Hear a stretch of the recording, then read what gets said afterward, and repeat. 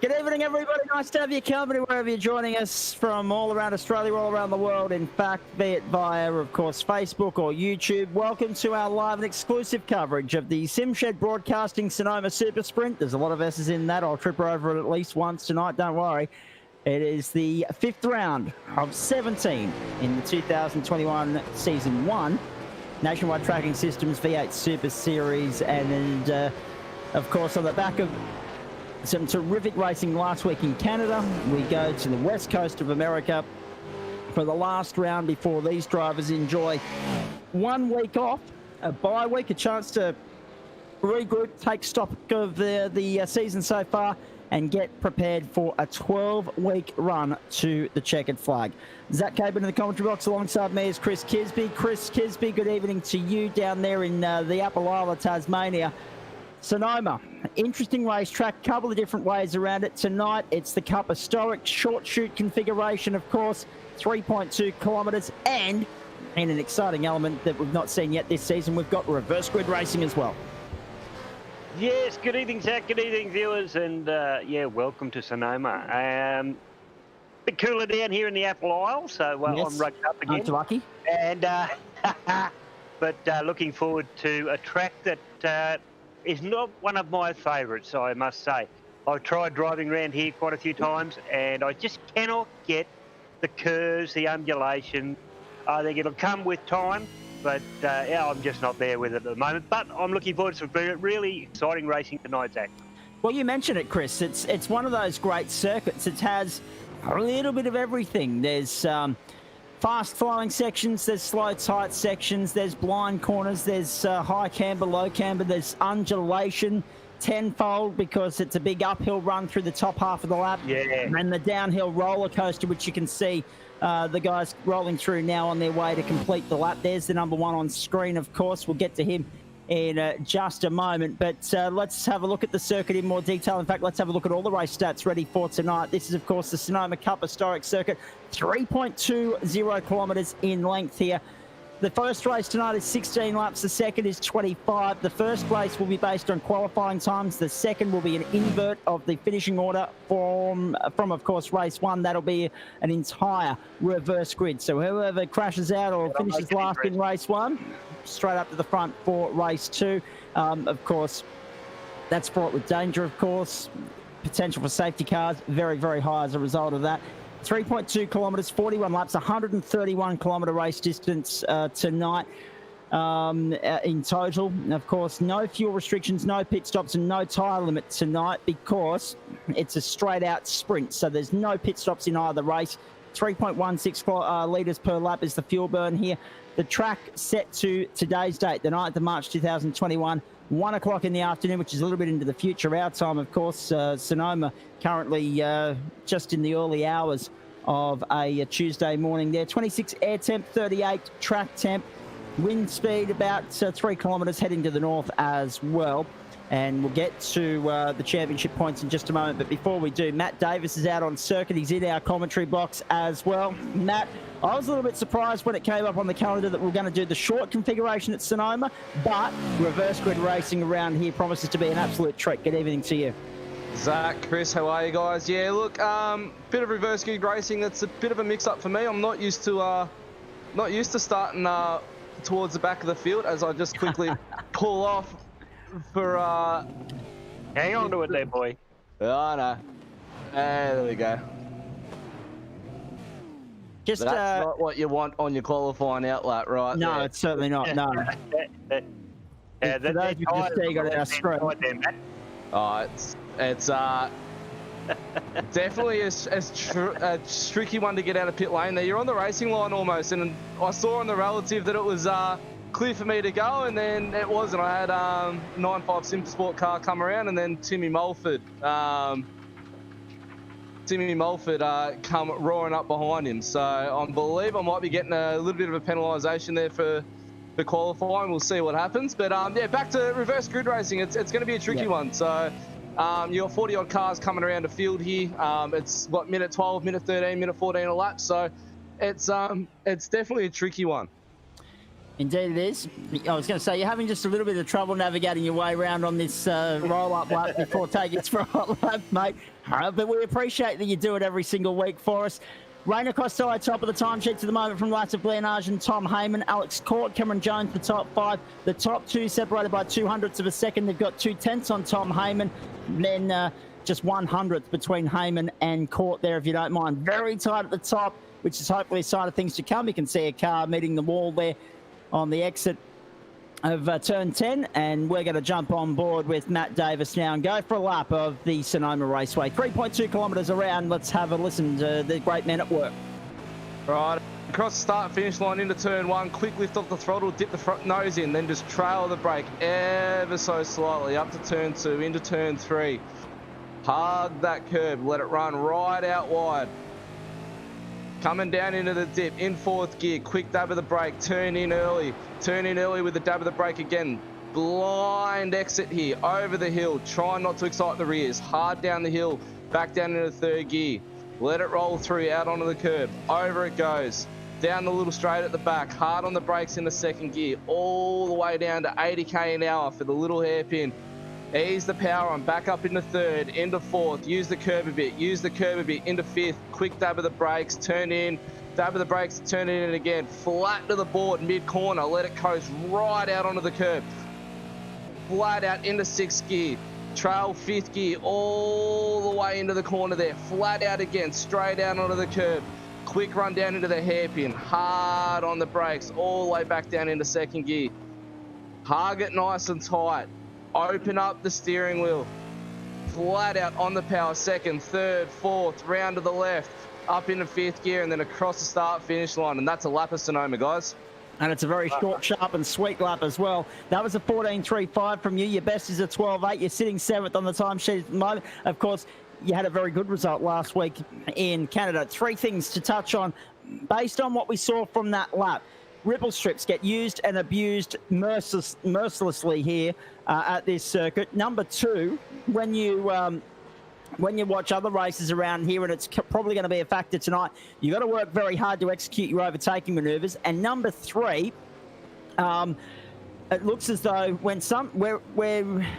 there are some tracks rather where we go racing where iRacing is very stringent, very strict on track limits, but judging by what we're seeing here, maybe a little bit more leniency acquired to track limits this evening. Track limits are actually big here. It's not hard to get off the track. So you drop a wheel, just half a wheel into the dirt out on the left or the right past that curb, it's instant off track. So yeah, it's the only time you're not getting an off track is that the right-hander down at the bottom of the hill there where you're really throwing the car right out onto the other side of the curb. So that's the only place iRacing don't allow it. And as you come over that blinding right-hander, it's you take too much of that, it's an off track. Take a little bit too much more because you can use an off track and you get a slowdown. So yeah, it's very, very tricky to try and keep the car between the racing lines around here, especially when you're letting it slide so much. So tyres are going to be one to watch out for in the race, guys. So check out those. Indeed they are. And of course, overtaking manoeuvres. There are some very good overtaking opportunities around here, but you'll see a lot of up and under work going on, and you'll see a lot of drivers work very hard for their overtaking manoeuvres. In fact, some parts of this circuit you could be working for up to a lap to execute just the one overtaking manoeuvre. So that's going to add another very interesting dynamic to the reverse grid race, mate. Yeah, we had just a practice server just so JP could set up the just see how everything would run last night. And yeah, did the reverse grid, obviously took out the first race win just as a dummy. Came back, started at the very back of the field, and the congestion from the faster guys to the slower guys, we had a few GAC guys in there as well. It was very congested, very tight to get around. So real opportunities would be probably the main one into the hairpin. That'd be one of them. Down the back, down the hill, into that right-hander there, that'd be another one, and then into that mini hairpin just after that right-hander there as well. I believe it'd be turn 8 or turn 9. So yeah, a few nice little spots into some slower corners, which the boys might get some moves done. But again, it's very tricky to execute it. Not a lot of room to run too wide and still maintain pace. So it'll be interesting to see, mate. And coming from it certainly will. Coming from a guy that's a slower racer, the only word of caution I'd give to the faster racers is have patience. Guy, us slower racers will let you pass when we can, but if you try to dive bomb when they're not expecting it, and you're going to get caught up with slower races because of the reverse grid, you're going to take yourself out of the race. So All right, Matt, I thank just you, mate. missed most of that because I had race control on my back here. But we're gritting up at the moment, guys. So enjoy the commentary let you tonight, go. and I'll hopefully chat to you later. Look forward to it. Thank you. Looks like we're going to have a safety car start here, so a potential rolling start for some reason. The safety car is parked in the middle of the main straight here, folks. So bear with us because that might actually buy us a minute here. The clear on track, 26 degrees in the sky, 37 on track. The winds have increased to 17 k's an hour westerly direction.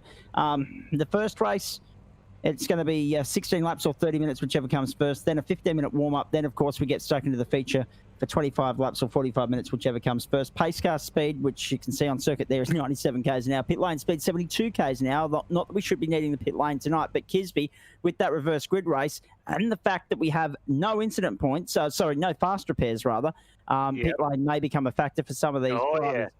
Rainer Costello and Lasse Vlenage the front row. Tom Heyman and Cameron Jones the second. Alex Court and Cameron Veacock the third. Matt Davis and Sean McNamara the fourth. Then we go back to Ash Davis, Peter Crossingham, Darren Caldwell and Scott McHugh make up the first 6 rows. Row 7 is where you find Ben Morris and, of course, Simon Chadwick. 8th row, Alan Dawson and Chris Island. 9th row, Dean Powell and Robert Crisdale. 10th row, Brian Cooper and Craig Schultz. 11th row, Lindsay Hobbs and Ben Siren. 12th row, good to have David Kirby back on the grid, and he's alongside Riley Simons. And then looking further back, have a look at this big field tonight, massive field.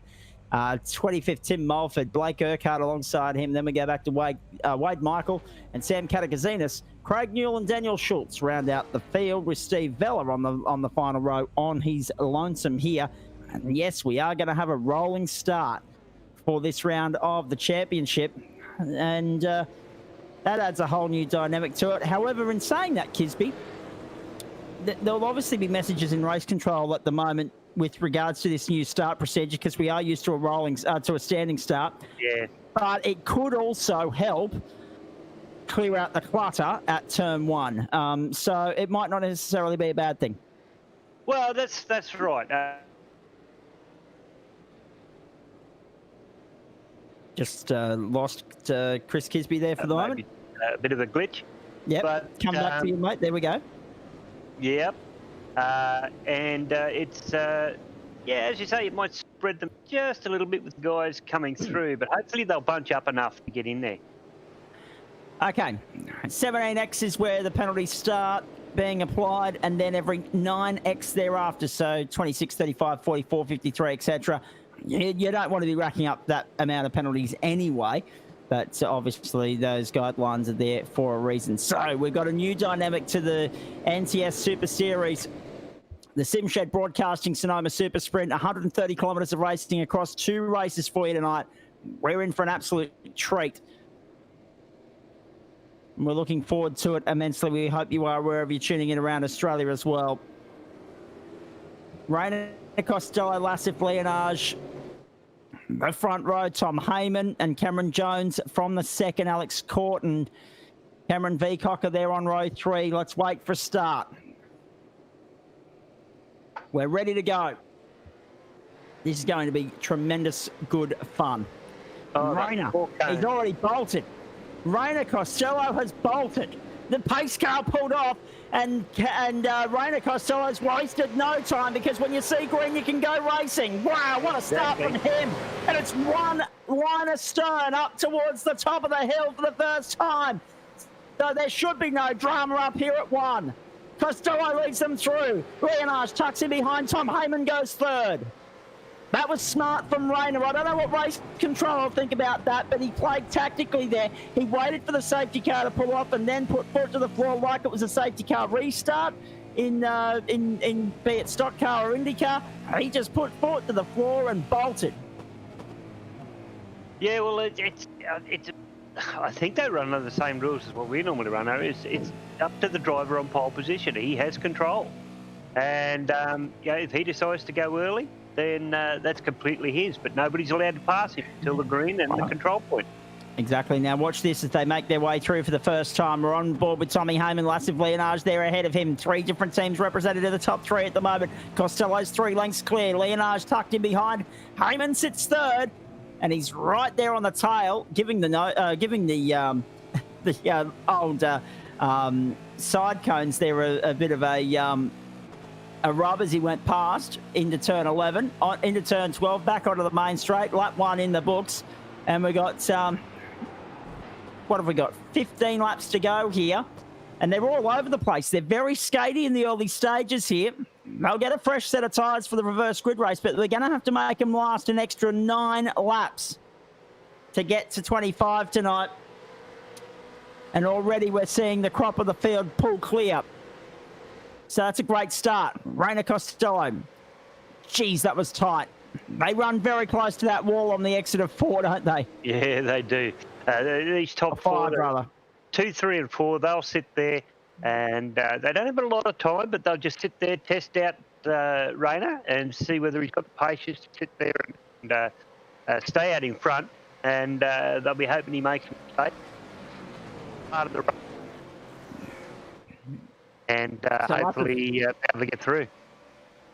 Lassive Leonage sitting there at the moment in second position. You can see that Rainer Costello's got 3 car lengths up his sleeve already. Further back in the field, there's a good move. Matt Davis down there on the inside. Actually, no, sorry, he had a car coming down on his inside, rather. Across the line we go. And we've got an incident to check out too for you on the simsnap.com iRacing photography replay. This is on the run down to turn 11. This is Tim Mulford into the NTS entry and turns him around. Wow. Well, we knew that there was going to be some drama tonight. I thought it was going to be in the second race, though, Chris, but some guys have got an early start on that. Yeah, they have. They're just getting their practice in for the next round. Rainer Costello, fastest lap of the race, 1 minute 12.93. We go back to Matt Davis there in 12th at the moment, so he's following Darren Caldwell through. Simon Chadwick's there as well in 10th. Behind Davis, you got Morris, Ireland, and Crisdale. That's the battle we picked up there. Dean Powell right on the tail of Crisdale at the moment. They make their way through the sweepers, the S's, at the back end of the circuit. So Dean Powell sitting 16th at the moment. We ride on board with him. Now, folks, we're going to have a bit of a split schedule tonight because there's a 15-minute gap between the 2 races for the drivers to collect their thoughts, have a drink, warm up the car, get it ready for the next race, and then get stuck in. But in between that gap, we'll have the top 3 from this race stopping by for a quick chat. Rainer Costello leads at the moment. Lassive Leonage, how good's curb cam there at the moment? Cameron Jones has found his way by Tom Heyman while we weren't looking at it too. Alex Court, 6th, clear of Cameron Veacock. And Simon McNamara, Sean McNamara, rather, tucked in there behind them. Then Peter Crossingham, Ash Davis, and Simon Chadwick. Here's the move. Down the inside. No. Heyman was a little bit wide on exit, and that's what's allowed Jones to just creep up through on the inside. And he got it taily as well. So easy to do around here. And if you've watched any of the other sim racing out of Sonoma in the opening season of 2021 thus far, you'll know how important the track perimeters are to these guys. They need to keep it on the curbs or either side of the yellow line. They don't want to go to the dirt side because as soon as you hit the dirt round here, you are 9 times out of 10 going to be a passenger. Now let's go back and pick up this battle at the moment. The 2 teammates on screen there. So that's... of course, Davis and Chadwick, is it? Yep. So Crossingham, Davis, Chadwick in there at the moment. 8, 9, and 10. You can see them all. Pretty in green, as they say. Not quite lime green, but green enough to distinct it. 5 of 16 there. So 4 in the book. Costello, Leonage, Jones, Heyman. Not much in between that battle at the moment, but Leonage is 1.2 trailing Costello at the moment. And they use a lot of that exit bitumen, that extra runoff area coming out of 5 on the run to 6, Kisby. So much so that they nearly put it in the wall Some of them look But like they're going into the tyres. Yeah, exactly. And don't worry, we've seen stock car races there and NASCAR races where that's exactly what happened. They Yeah, just used a little bit too much. Yeah, poor old Matty Davis, big loser out of the start of this race, -5. And San Catechisinas is up 5. So there's your 2 gains, Yeah. 2 losses. Yep. 6 gain for Catechisinas now, having got past Wade Michael as well. Craig Schultz up 5 spots too, the 64 Dragon RC Esports entry. Scott McCune has lost 18 positions. Riley Simons has lost 7. And Lindsay Hobbs has lost 8. They're staring down being on pole 2nd and 3rd for the reverse grid race very shortly. That'll be in the back of their mind as well. I mean, obviously, they'll take a points hit by finishing down the back, but they might actually come out even for the night if they do start at the pointy end and can stay there in the reverse grid race. What's also going to be interesting is how Costello, Leonage and Heyman navigate their way through the field. As we detailed in the opener, overtaking not the easiest here. And it is a tricky little circuit. Now, my apologies, we ran out of time to go through the championship standings before the start of this broadcast, but it's because time got the better of us and there were a couple of things happening there. But here's Cameron Jones and Tommy Heyman. Oh, no! Jones and Heyman have come together, and Jones is in the gravel. Matt, I dare say Tom Heyman might have a case to answer for there. Not that I like to be a judge and jury, but I think he might be fronting the stewards at the end of this race. Here's the 062. This is Dawson. And further ahead, Peter Crossingham's been passed there on the inside. Yeah. They've gone and done the double on him. So what's that? Davis, Morris, Island, Powell and Crisdale have all gone. Oh, no! Crossingham's in the wall big time. He's up on the wall. That's going to require a tow. That might trigger a safety car. That is a monster shunt. He'll walk away from that okay by virtue of the fact that we're in the sim world, of course, ladies and gentlemen. But by gee, that'll be an underwear change required on that car and that driver. Big shunt into the wall, and then watch it. It just grew legs and flew. The second impact was the worst. Rear-ended, bang, up and away. And then perfectly parked on the wall. You couldn't park it on the wall better than that. No. And that might require a safety car, ladies and gentlemen, because he's not getting out of there without a tow. Safety car standing by. Going to let it go. And looks like the safety car's being left at home.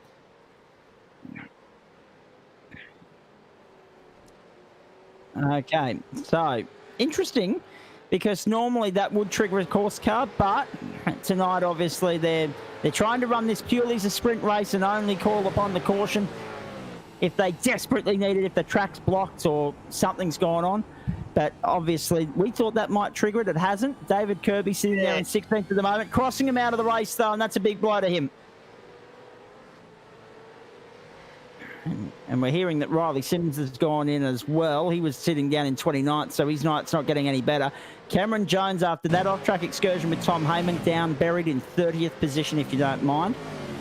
And this is Riley Simmons on the run down. Uh-oh. Too deep into the corner, and that was never going to stop. And that's the thing, Kisby. It's a track that challenges everyone. If you can win at Sonoma, you can win just about anywhere, really. I mean, you've got fast corners, slow corners. You've got heavy braking areas. Yeah. It's a great racetrack when you get it right. It is. I was just thinking before, with the ups and downs and coming down to the thing, it does remind me a little of Bathurst, and I can do Bathurst quite well. But this one just doesn't. I do not click with this track for some reason. Well, whether there's no forest or whether there's no mountainside to go down, or there's two things I can think of.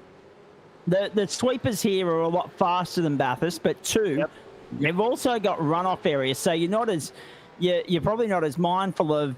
Oh, hang on! If I make a mistake, it's over. Because if you make a mistake on Mount Panorama, there's a concrete wall waiting either side. If you make a mistake here, it's more times than not, it's dirt and grass. If you jump the concrete wall, there's trees. Yeah, exactly. Although, that being said, I'm looking forward to seeing the iRacing update for Sonoma, because a couple of days ago, the GT World Challenge America Series kicked off there, and the grass has never looked so good in California.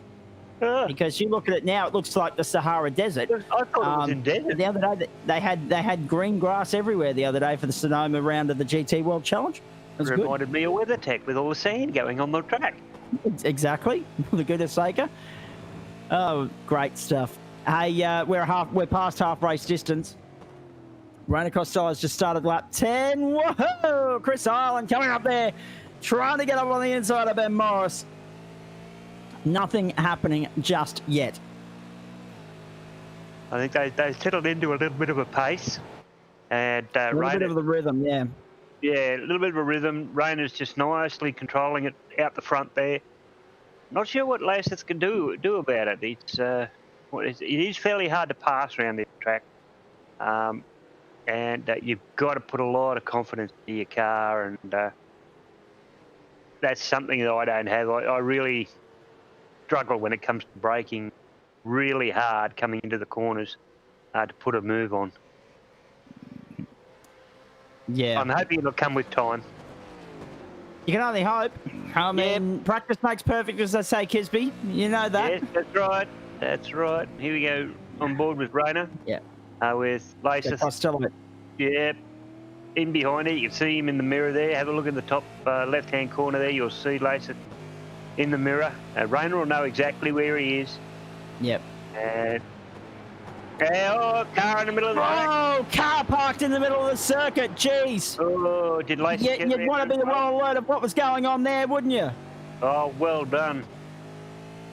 Well done to all who took evasive action there. Let's have a look at the SimSnap.com iRacing photography replay here for you. Uh-oh, bang! Schultz.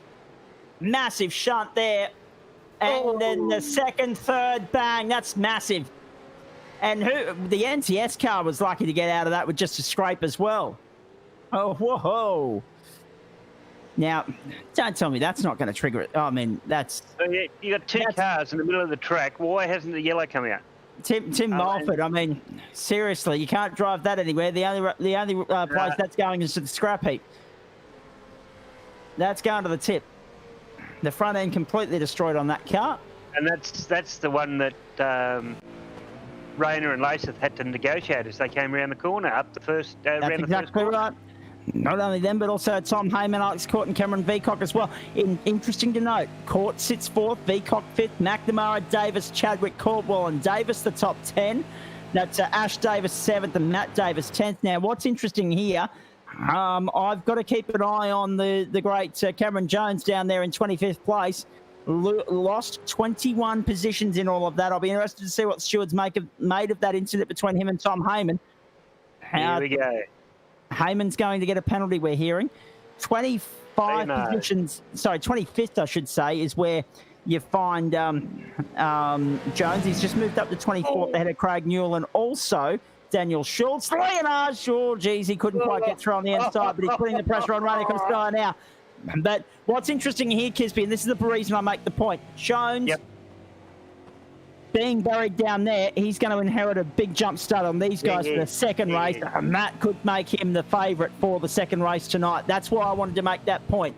Rainer Costello and Laseth Leonard, can Rainer Costello withhold the pressure here? Have a look at this. Leonard to the inside, not close enough. But he gives him a little bit of a rub through on the inside going out of turn 11. They'll come back through 12. How good's this? Costello, Leonard, Heyman in the lane to serve a penalty. That destroys his chances tonight. In race one, at least. So 13 of 16. No safety cars in this race. I was a little bit surprised that we didn't have it on two occasions there. But obviously the safety car driver ready to jump out at any given moment, but just as happy to have a night off if given the chance. And of course, let's not forget that we've got two winners already this season on screen here, Rainer Costello, Laseth Leonard. The last 2 weeks have been dominated by this pair. Yeah. There's a distinct possibility that we'll get a new name on the winners list tonight in the second race. So I didn't think we'd get one in the first. But Alex Court, Cameron Veacock, still a chance if these two do come together at any point. Well, that's right. It's they're starting to fight now with, 2 laps to go, 1.5 laps to go. And Leonard is starting to put the pressure on Costello. Just trying to find out how much. Oh, here we go. Car 344 on 956. Leonard to the inside, a little bit of a rut between him and Costello, but here we go. Side by side out of the last corner. Onto the main straight. Costello holds the lead for the moment, but if Leonard can stay there, he'll put himself on the inside when they get to the top of the hill. He doesn't. He yields. And Costello holds on for the moment. What great pressure, what great drama here. Now, just going back to that penalty, yeah, the 956 was Peter Crossingham. Yeah. And I'm just trying to remember the other number caught up in all of that. So the 344, Brian Cooper. So he's come in to serve his penalty and all of that. So big time changes happening right throughout the field at the moment, but battles everywhere as well. Court's got Veacock and McNamara right up his clacker. Davis has got Chadwick on his star. Caldwell is fending off Matt Davis at the moment, but our eyes are on this fight right here. How good's this? This is Leonard and Costello, two of the heavyweights of the championship. Hammer and Tong at the moment, and they're going to come back to the line. 2 laps to go.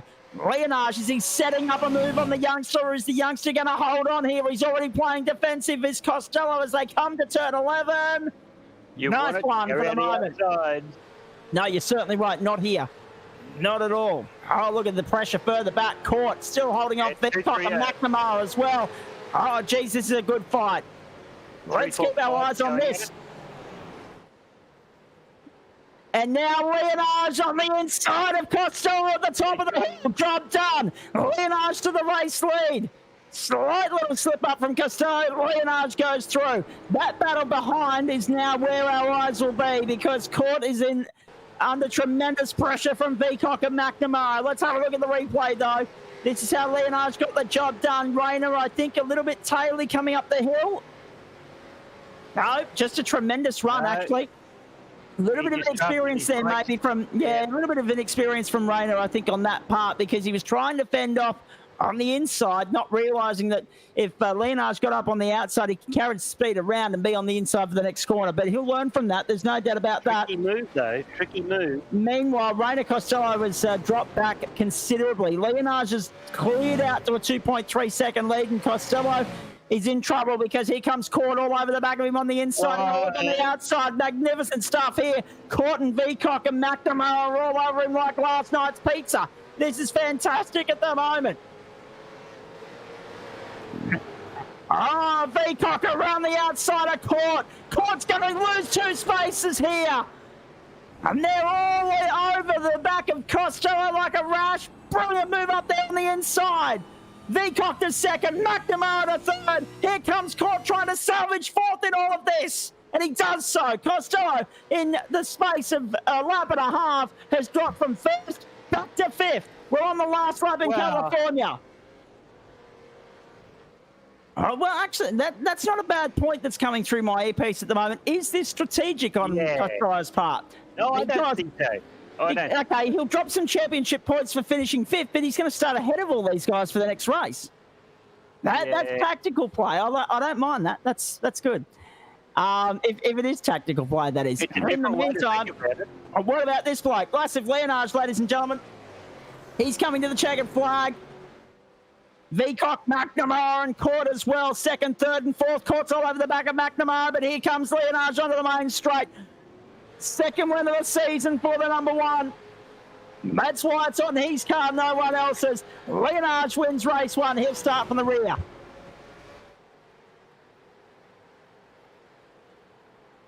Veacock, McNamara, Court, and Davis, the top 5. Chadwick, Costello comes home 7th in all of that.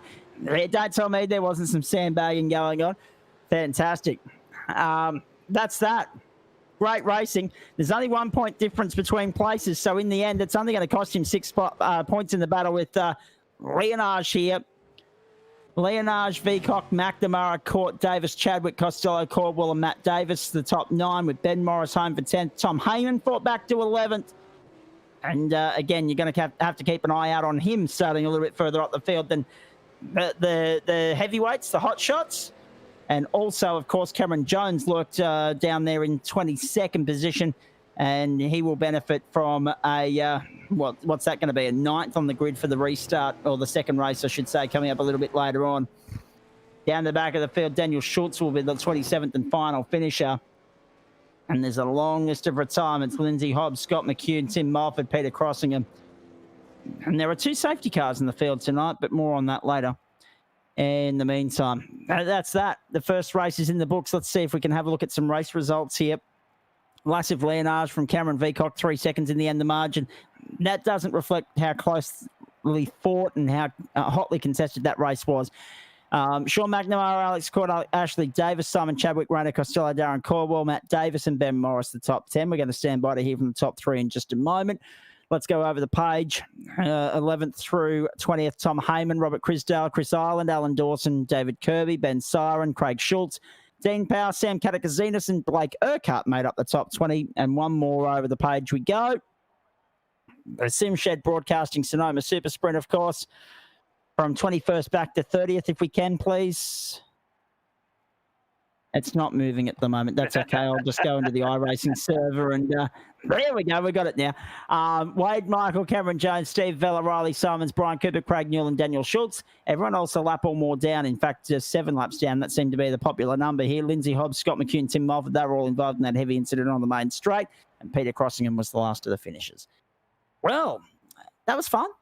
It was. I don't think Rainer's got it right this time round. Okay. I think Lazarus has got the right idea. A win is a win, no matter how you do it. You do not know what's going to happen in that second race. If you've got the chance to take it out as a win, you take it out as a win. To try and sandbag back down, or for whatever reason he's gone back down to 6th spot. Don't see if it was strategic. Don't think the right one this time. So this is the Sim Shed Broadcasting Sonoma Super Sprint, the Nationwide Tracking Systems V8 Super Series. For those of you just joining us on a Tuesday night, how good's Tuesday Night Motorsport across YouTube and Facebook? We're going to hear from the top 3 from the race just gone in just a moment, as soon as we can drag them into our broadcast booth here. The round points as they stand at the moment. And I apologise, we ran out of time to go through the championship points at the start of the round, but we'll do that at the end of the broadcast, so stick around for that. Lassif Leonard, 75. Cameron Veacock, 74. Rainer Costello, 74. Of course, he grabs a bonus point there for pole position, does he? And Simon he gains a bonus 5 points, that'd be. Rainer Costello, Sean McNamara, Alex Court, the top 5. Then Ash Davis, Simon Chadwick, Darren Caldwell, Matt Davis and Ben Morris. To see what we mean about there only being 1 point between positions. So, okay, Costello's actually come out of that not too badly, Kisby, considering that he had the pole position 5 bonus points. That's right. But it could have been better, because if it had stayed there in second, he'd be leading the round on points going into the second race. So, again, it's a bit of tactical play, but it works both ways. It can work in your favour, but it can also backfire as well. Exactly. You know, as I say, yeah, a win is a win, and if Lassif gets the win in the second, he gets all the way through, then he's done it. Whereas Rainer, he's got to now work hard. Indeed he does. Lassif Leonard, well done, mate. That was a cracking battle, a cracking scrap between you and Rainer Costello. I think the rolling start caught everyone off guard, but it actually meant that it was a cleaner first couple of corners than what it otherwise might have been. Well done to you. Second win of the season. Thanks, mate. It was a tough race. I mean, Polly had a few issues. People exiting the pits without looking in their mirrors and things like that. But other than that, been a good race. Just talk to us, the battle with you and Rainer. It looked as though when push comes to shove, it looked as though he was trying to defend going up the hill, and it might have been a slight mistake on his part, because the left-hander isn't the corner you need to defend for. It's the right-hander, and that's allowed you to sweep around on the outside of the left-hander there and take the lead away and then clear out. Well, I had a funny feeling he'll be fuel saving, because looked like he got his fuel numbers wrong. Righto. So I was right up his tail, and yeah, I don't know why he was defending so much when he clearly knew he was going to run out of fuel anyway. So it was a bit hairy, to be honest. The last couple of laps, all I could think of was trying to keep the incident counts to 0. trying to bank that 5 points as well. Yes, well, that's exactly right. Now, there's another case of a driver knowing something the commentators don't know, the fuel numbers.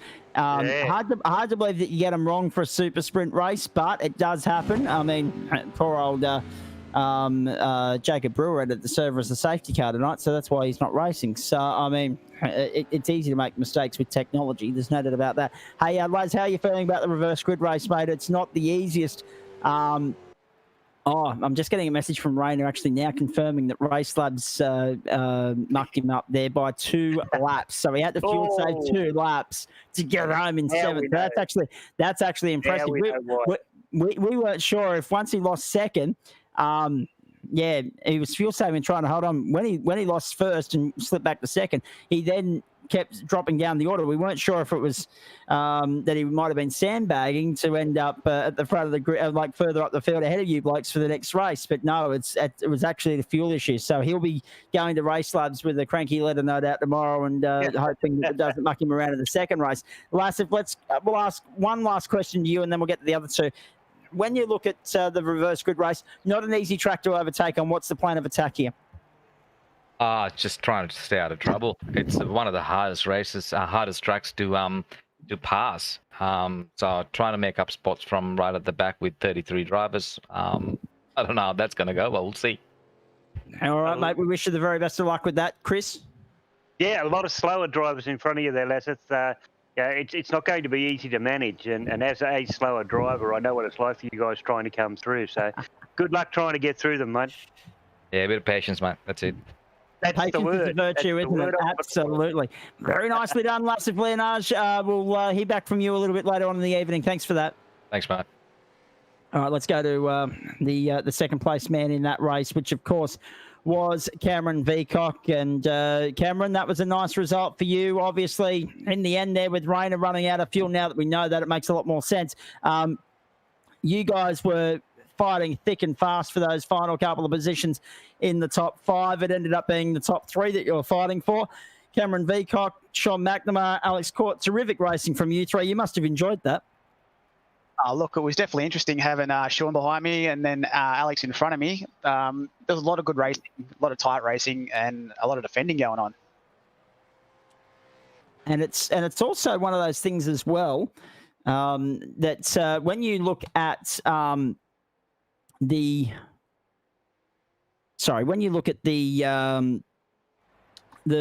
overall racetrack here, not an easy track to overtake on. So you spend a lot of time defending because you know how hard it is going to be to get the position back if you lose it, isn't it?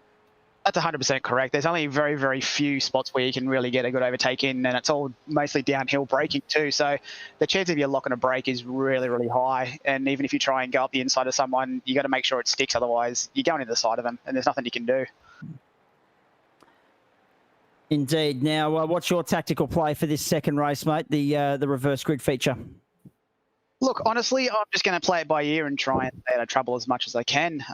Once again, I'm going to use those spots where we know we can get down inside the slower cars and just try and take as much advantage as we can. I know I've got Sean and a couple of quicker guys as well around me, so it's going to be very, very interesting going forward. Indeed, it is. Very nicely done. Good to hear from you, mate. We'll check in with you post-race and have a bit more of a chat there. We're running out of time here, unfortunately. No worries, guys. Yeah, thanks for that.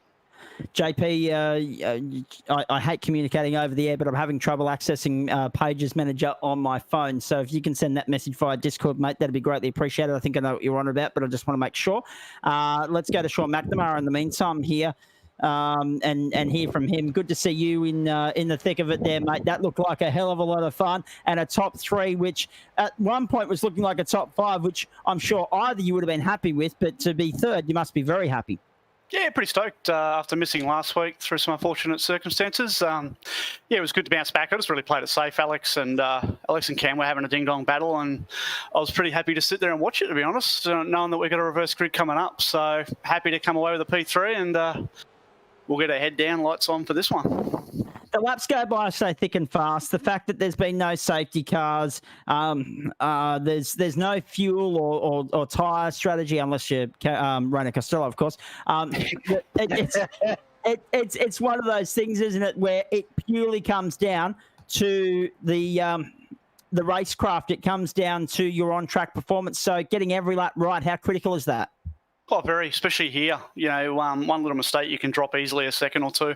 As Laz pointed out, off tracks are pretty easy to pick up here as well. But knowing that you've got a reverse grid coming up next, you really just want to conserve and get to that finish in the first one and head down, bum up for the second one. And obviously, you've got a completely different mindset now because it's working through the slightly slower drivers, and there's going to be bits and pieces, and there's going to be a little accident. So it's going to be eyes up and hopefully look in a corner, 2 corner ahead to see what's going on. Lassif mentioned the key word there, patience. It's a virtue in a game like this where you are fighting with the slower traffic. It's a bit like endurance racing. You've got to navigate your way through the slower traffic, the lap traffic safely. This time around, it's the slower traffic that's ahead of you by virtue of the format that we're running. How critical is it to, if say, because obviously Lassif is coming through, if he gets past you, how critical is it to not let him get too far ahead and try and follow him through? So if he gets one, you take the car at the same time, and they lose 2 in the process. How critical is it to think tactically here?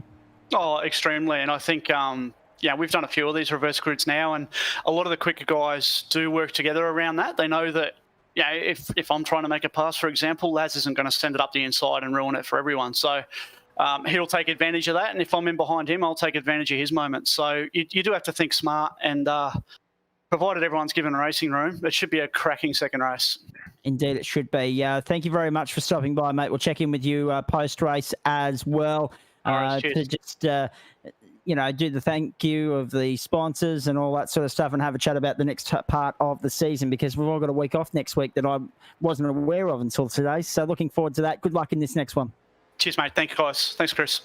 So on that note, 2 things. Chris Kisby, let me bring this to your attention as well. So thank you to JP for sending this through via Discord. Given Rayner's fuel issues, he may not have been able to complete the cool-down lap, which is part of the regulations. However, iRacing doesn't allow a cool-down lap at the end of heat racing. So he may have dodged a bullet there. How lucky can you get? Ooh. Yes. How about that? So he could have Extraordinary. Could have done. So it does explain a lot, though, as to why he slowed down so much to try and save that fuel. It seems strange. It seemed really, really strange. But yeah, that when you're relying on an external program to do your fuel numbers for you, sometimes they don't get it right. Exactly. I mean, I've got Soto, I've got Race Labs. I have several that I use, and plus the iRacing one, and even that one doesn't get it right sometimes, as we found out in one of my races. Oh yeah. There's a lot that as much as we love iRacing, and as much as it's been a godsend to so many of us during COVID times, it's not perfect. There's room for improvement. There's no doubt about that. This reverse grid race, I'm really looking forward to it. Of course, Lassif Leonard's the championship leader, extends it by 1 point with that race win there. Had Rayner not got pole position, it would have been a big win for Lassif there tonight. But, so Alex Court lost 2 spots as well. Rayner held him up with the fuel issue. And that's not helped the situation for Alex Court, but in saying that, Kisby, he lost out to McNamara and Veacock, but now he's going to start ahead of them on this second race grid. Alex went the wrong way. I mean, when you're fighting as closely as they are, there's a right way and a wrong way around. Unfortunately for Court, wrong place, wrong time. And that's what allowed McNamara and Veacock to capitalise on the outside. So damned if you do, damned if you don't. Any other day of the week, it could have been Court on the better end of the stick there, but wasn't to be. This is going to be very interesting because of the fact that we had a rolling start for race 1. I believe I've got a funny feeling that it'll be it'll be a rolling start for race 2, but I'm not sure how that's going to play out. Interesting that we are running with rolling starts tonight. I don't expect that to be a regular feature of the series, but it's something that I will ask the guys about at the end of the broadcast because we always like feedback. So another iRacing thing, ladies and gentlemen. Don't worry about that. We'd do it the other way if we want to, if we could, but iRacing's just not wanted to play ball tonight. Thankfully, it's providing a great show of racing here. This warm-up session is almost at an end. The fastest in the warm-up thus far is Rainer Costello. Surprise, surprise. Ben Morris, Ash Davis, Simon Chadwick, Scott McKeon, and Ben Siren are the next ones through. But there are a lot of, and this is the thing too, we won't read too much into the warm-up, Kisby, because more than half the field hasn't come out onto the circuit for this. Yeah. They're just, they're happy with where things stand. They're not trying to get any extra seat time. They just want to roll through the motions, I guess. I was having a think about it when we were talking to Matthew there before, and a lot of it's to do with when you're coming from the back. A lot of these guys they're starting to know each other now. They've been in the series long enough that they're finding the driving habits of the other drivers, where they can get past, where they can't get past. Yeah, who's a really gentleman driver, Kisby, and who's a not so gentleman driver, we won't name. Just a subtle plug for himself. Have a look at this. But yeah, you know what I mean? They can actually sit there and gauge who they can get past and who they can't. All right, reverse grid racing. And the other exciting thing here, being a reverse grid race, I mean, ignore the first row because they're our safety cars. Peter Crossingham's on pole, Tim Mulford second, Scott McCune, Lindsay Hobbs the second row. Then we go back to Daniel Schultz, Craig Newell, Brian Cooper and Daniel Simons. Riley Simons, rather. Ted Ingham, I'm having a shock, or I should have my glasses on, shouldn't I? Steve Vella and Cameron Jones from row 5. You want mine? They wouldn't get here in time. Wade Michael and Blake Urquhart, then Sam Katakazitis and Dean Power, Craig Schultz and Ben Siren, David Kirby, Alan Dawson, rather, Chris Ireland and Robert Crisdale, Tommy Heyman and Ben Morris. Then further back, Matt Davis and Darren Caldwell, Rainer Costello and Simon Chadwick, Ash Davis and Alex Cortshaw, McNamara and Cameron Veacock, Lassive Leonage from the rear of the field. What's interesting for mine too, Kisby, standing start, everyone's pretty well accustomed to that. Doesn't matter where they start on the grid. But rolling start here, I mean, this is a big test for Peter Crossingham and Tim Mulford, particularly Crossingham because he's the pace setter at the front of the field. So he is, yeah. If he starts in a similar way to what Rainer did race 1, all fair and equal, if he backs the pack up like a NASCAR start, for instance, that first corner is going to be very hairy. It is, and the other thing you got to look out for too is at the back. The guys at the back don't have a hair trigger on their throttle. They know they're faster than the guys in front. There's a certain point where they'll sit there and they have to stay behind that driver in front until they cross the control line. And if they go too early, then it's a black flag time. So they just got to be. There's a lot of things that can go wrong in these rolling starts. To be honest, I was a little bit surprised with the way Rainer started there that they didn't ping him on that, but probably because it wasn't meant to be a rolling start, they probably let it slide. Let's wait and see how it plays out this time. Reverse grid racing. Q Carnage, ladies and gentlemen. Will the safety car make an appearance this time round? Or will it just be an out-and-out sprint all the way to the checkered flag? It's 25 after 9 on the East Coast. It's good to have your company wherever you're tuning in, unless you're in Queensland, of course. It's good to have your company wherever you're tuning in. This is the Nationwide Tracking Systems V8 Super Series, the SimShed Broadcasting Sonoma SuperSprint for you. Pace car in the lane, race about to get it going. And yes, they did back the pack up. Crossingham launches, and nicely so as they run up towards turn number 1. Oh, here we go. Whoa, let's wait and see. Drivers. Well done. Not too bad. A couple starting from pit lane as well, now joining the fold. And that was a nice, clean getaway from Lindsay Hobbs, Daniel Schultz, Brian Cooper, Craig Newell. Trouble at the top of the hill, potentially.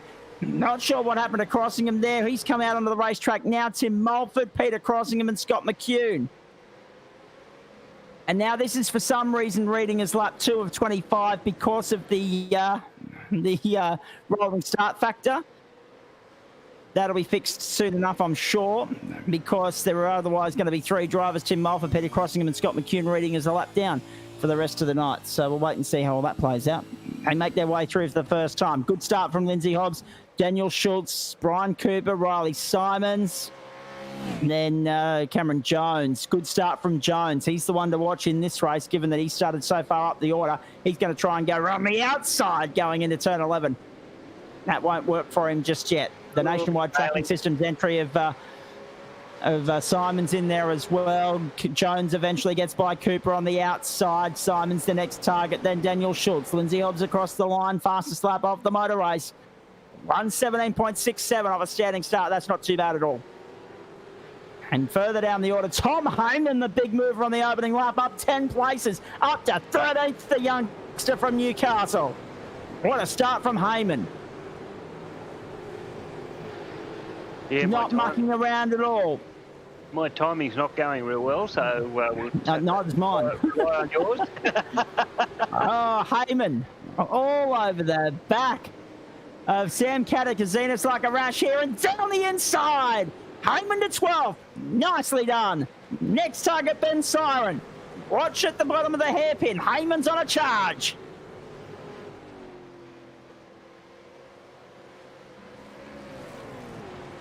So Jones, in the meantime, has got by Daniel Schultz while we've been watching the progress of Tom Heyman. Now down to turn 11 they come. Riley Simon's the next target. Job done. They both capitalised on Daniel Schultz on that lap. Simons is going to end up third, exactly where he started the lap. Jones, the big mover, up to second. Now, for some reason, he's showing as the race leader. I'm not too sure what's happened there.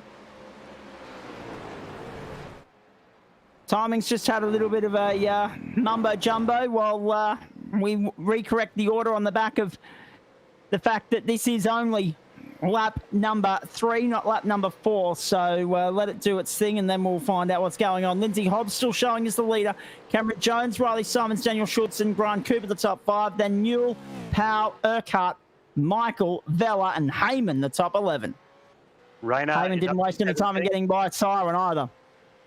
Rayner's up to 17th, and Lasses is up to 27th, was the last I looked. Have another look. So timing's now corrected. We are on lap 3. That's good news. Yep.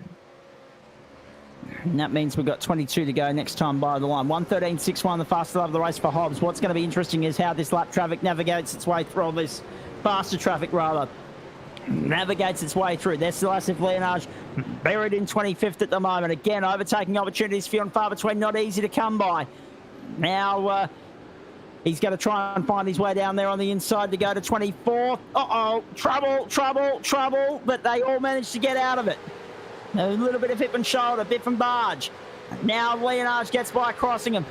Not sure why Crossingham chose to start from pit lane.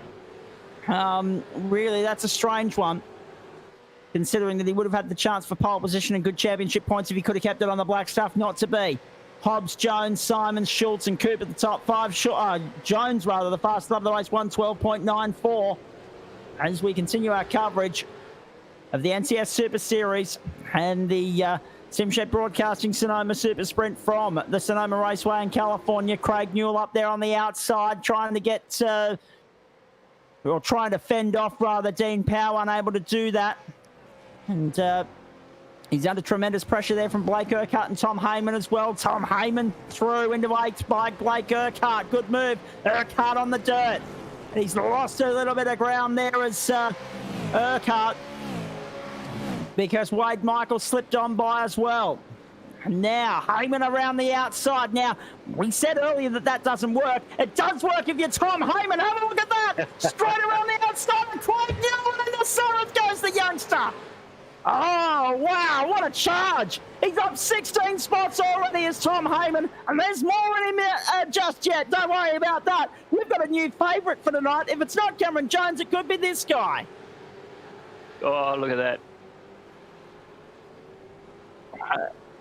Log jam of traffic further back in the pack. Simon Chadwick in the thick of it there in 17th, but there's 3 ahead of him and 3 behind him as well. Court, Schultz, Cordwell, Chadwick, Veacock, Leonard, and Davis, and off the circuit goes Chadwick. Does that allow Veacock up on the inside? Not yet. He manages to hold on. Log jam of traffic. You don't want to make a mistake here. Now goes Veacock on the inside. And job done. Veacock goes through. Takes Leonard with him. We mentioned that might be tactical. Oh, Leonard's been turned around. He gathered it up. He only lost a spot, but in trying to get back on the racetrack, there's been evasive action taken from the cars behind, and Leonard somehow holds on to 19th. We mentioned earlier how critical it would be. Oh no, big one! Massive shunt here into the pit lane wall. Robert Crisdale's had a monster shunt.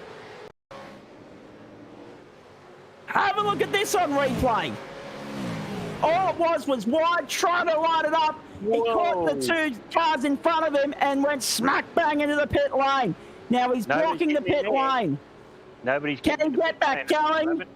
Yes, he can. He'll go into the lane. He'll get a service. He'll park the car, and we won't have a safety car, I would think. But by gee, we just went very close. That was hairy madness.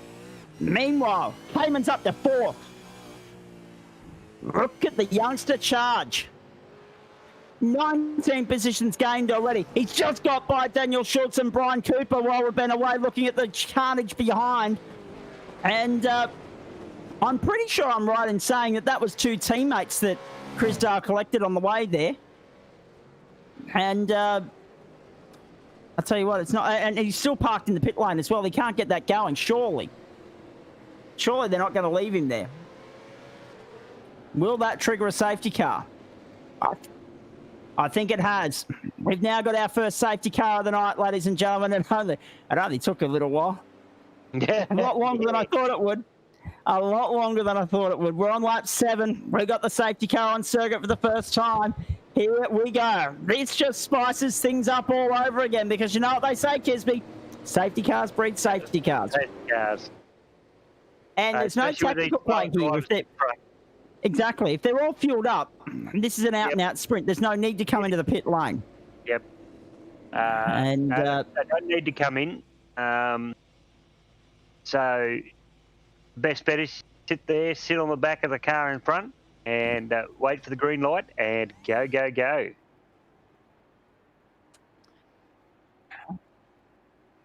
So, watch for hostilities to resume between Leonage and Chadwick. And also watch Tommy Heyman coming through on Riley Simons and Cameron Jones. That safety car couldn't have worked any better for Tom Heyman because it closed the gap that Cameron Jones had built up, but it couldn't have worked any worse for Lindsay Hobbs because now he's going to have a red target on his back with white arrows being fired in his general direction when we get back underway. Well, you've got what a restart we're in for. You've got Rayner in 11th, and you've got Lasseth in 19th. So these guys are making their way through the pack at quite a clip. So if they can get the jump on these guys at the restart, you're going to have Rayner getting onto Lindsay Hobbs really fast. Crisdale and Matt Davis in the pit lane, both out of business, I'd say. Matt's 3 laps down, so I wouldn't be surprised if we get him into the commentary box for some guest comments a little bit later on. He might not, actually. He might be too annoyed with what's going on there, but there's always a victim. There's always a hard luck story in a reverse grid race. Don't get us started on that. Already visiting the pit lane, we've had David Kirby, Ben Morris, Peter Crossingham in there. We've also had Tim Mulford and Scott McCune. How they weren't more caught up in that incident with Crisdale is beyond me. And, of course, he's in the pit lane as well. So, yeah, pit lane's a hub of activity at the moment. Here's the safety car continuing on for another lap. Lindsay Hobbs leads this race. We're on lap 8. We should be okay with regards to time certainty because there's only there's 45-minute window for a 25-lap race. The lap times have been pretty quick tonight, 1:12, 1:13, so we should be okay on that regard. Unless, of course, Kisby's safety cars breed safety cars. Yeah, we'll wait and see.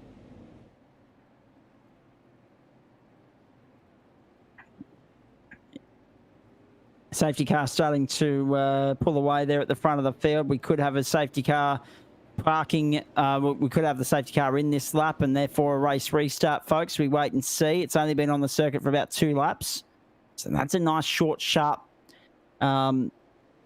get away with car intervention. Safety car, though. Well, that's exactly right. And also, it's a nice chance for everyone to hit the reset button, just refresh, collect their thoughts, and get ready to go again. It's been intense so far tonight.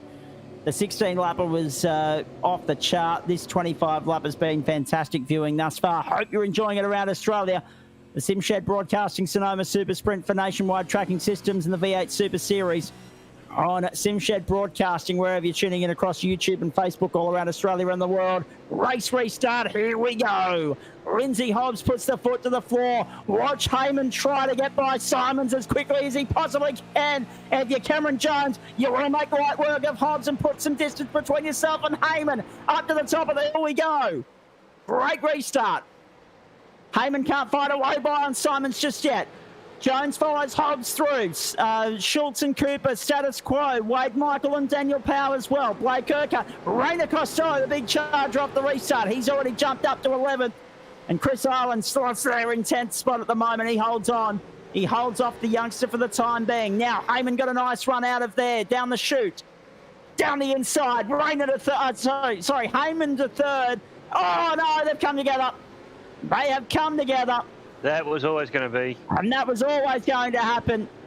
There didn't look like there was any awareness at all from Simons that Heyman was there. And just have a look at this on the replay. That's a big leg up to Cameron Jones, though. Oh, geez. Down the inside. That was Jones at the same time making a move on Crisdale. And here comes Heyman, and Simons has moved across. They've pirouetted off to the right-hand side there. I'd love to see that from Heyman's on board, if I'm honest. I think that'll tell a more cruel story, unfortunately. Let's have a look at this. Hobbs, Jones, Schultz, Cooper, and Michael, the top 5. And Dean Power, 6, Blake Urquhart. Rainer Costello up to 8th now. Then Ireland and Dawson, the top 10. Heyman down the inside. Oh, geez. That's a tough one for race control. And the move was on, but maybe it had to wait. I'm not sure. And he knew as well as anybody, unfortunately, did Tommy Heyman, and he needed to make light work of that car there in front of him. He's now back down there in position number 12. As the rest of the field make their way through. Quite disappointing for him. Riley Simons, however, back down there in 21st now. So it's more damaging to his race than it is for Heyman's, but still, Heyman was on track for a podium there, maybe even a race win, and it's all come unstuck on the opening lap of the second portion of this race, the restart. Oh, no, I tell you what, geez. Oh, there we go. That's it, yeah. Trouble. There we go. That was going to happen. Onto the main straight. Wade Michaels caught up in that, a couple of others along with him as well. Let's have a look at this rubbish.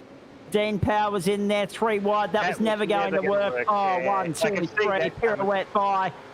And the 4th car almost collected in that as well. Luckily enough, Rainer got to the inside and was able to stay out of the trouble. Yeah, he was very lucky, actually. You're not wrong. So there's more contenders out of business. Heyman back up to 8th as a result of that garbage. Wade Michael now buried down the order. Lindsay Hobbs is doing a tremendous job of holding off Cameron Jones here. We're only on lap 11. Ignore what it says there at the top of the screen. This is actually race 2, not race 3. I'm not sure why it's saying that.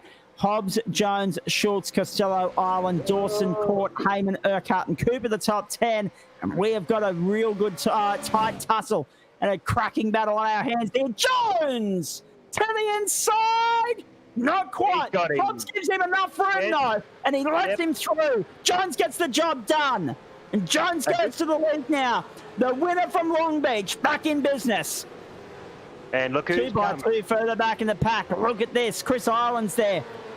All over the back of Daniel Schultz, side by side. Rainer Costello looks at going through the middle. And look at Alan Dawson at the back of it as well, up to the top of the hill.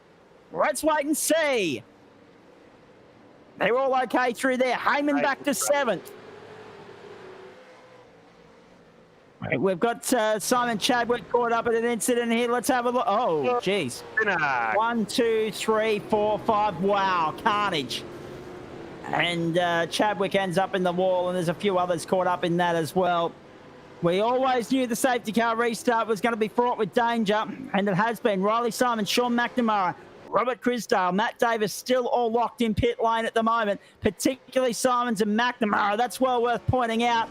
And here it is on again. And it's a 9-car freight train. Just have a look at this. Well, Rayner was lucky there. Yeah, this is They're all good stuff. they're trying to hold him out, and he's just that much faster than him. And he's trying to be as patient as he can to get through them. But they're racing each other as well as him, and he being the fastest car, he's... yeah, there was a lot of hip and shoulder. Just remember this as well, boys. Have a look at this. Tommy Heyman, some hip and shoulder here. And there'll be a bit of this on tonight. Don't worry about that. But he'll have the move done on the inside, and that moves him up into 5th place. Blake Urquhart followed him through as well as Alex Court. Chris Island, we go back to him at the moment. He sits 3rd. He's the next target for Rainer Costello and Tom Heyman. Great recovery from Heyman. But Costello has the most positions gained with 23 at the moment. Meanwhile, at the front, Jones has cleared out. 1.5 seconds the advantage. 13 to 25. Hope you're enjoying our coverage on a Tuesday night. And couldn't do it without the great people that support SimShed Broadcasting. We'll give them a nod a little bit later on. But Kisby, this race far from over. There's look at this battle pack here. Urquhart, Court, Dawson, Schultz. Drive-through penalty for, oh no, Tom Heyman's night just goes from bad to worse. He's got a drive-through penalty. Rainer Costello's in the lane as well, so I'm not too sure what Rainer's in the lane for, but Tommy Heyman's got a drive-through penalty for that incident a few laps ago off the restart there. And now have a look at them ganging up here. Massive Leonage coming through there on the inside of Brian Cooper and Daniel Schultz.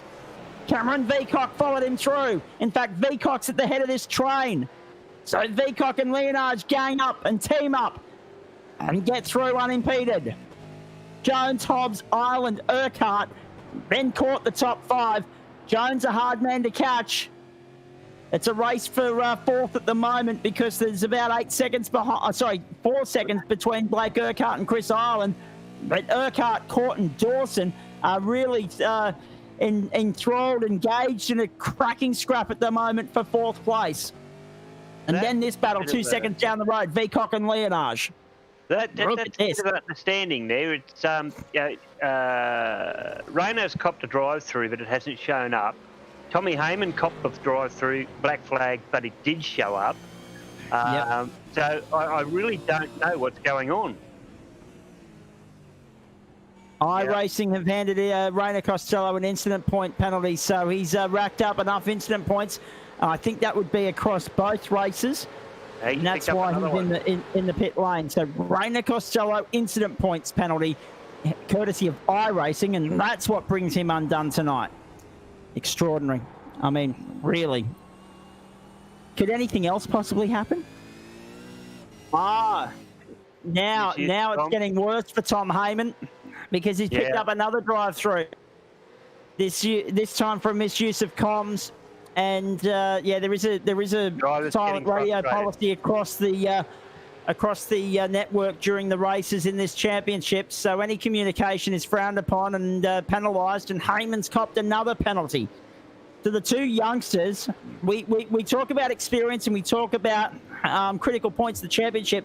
This could be where it all comes undone for both Costello and Heyman. Heyman's probably not in contention, Kisby, because he has missed a couple of rounds. But particularly for Rainer Costello, he might look back at this round of the championship and think that's where it come undone. It could be. Meanwhile, have a look at this. Craig Schultz. Sam Katakizinas, Peter Crossingham. Oh, sorry, my apologies. Daniel Schultz. Craig Schultz. I'll get there eventually.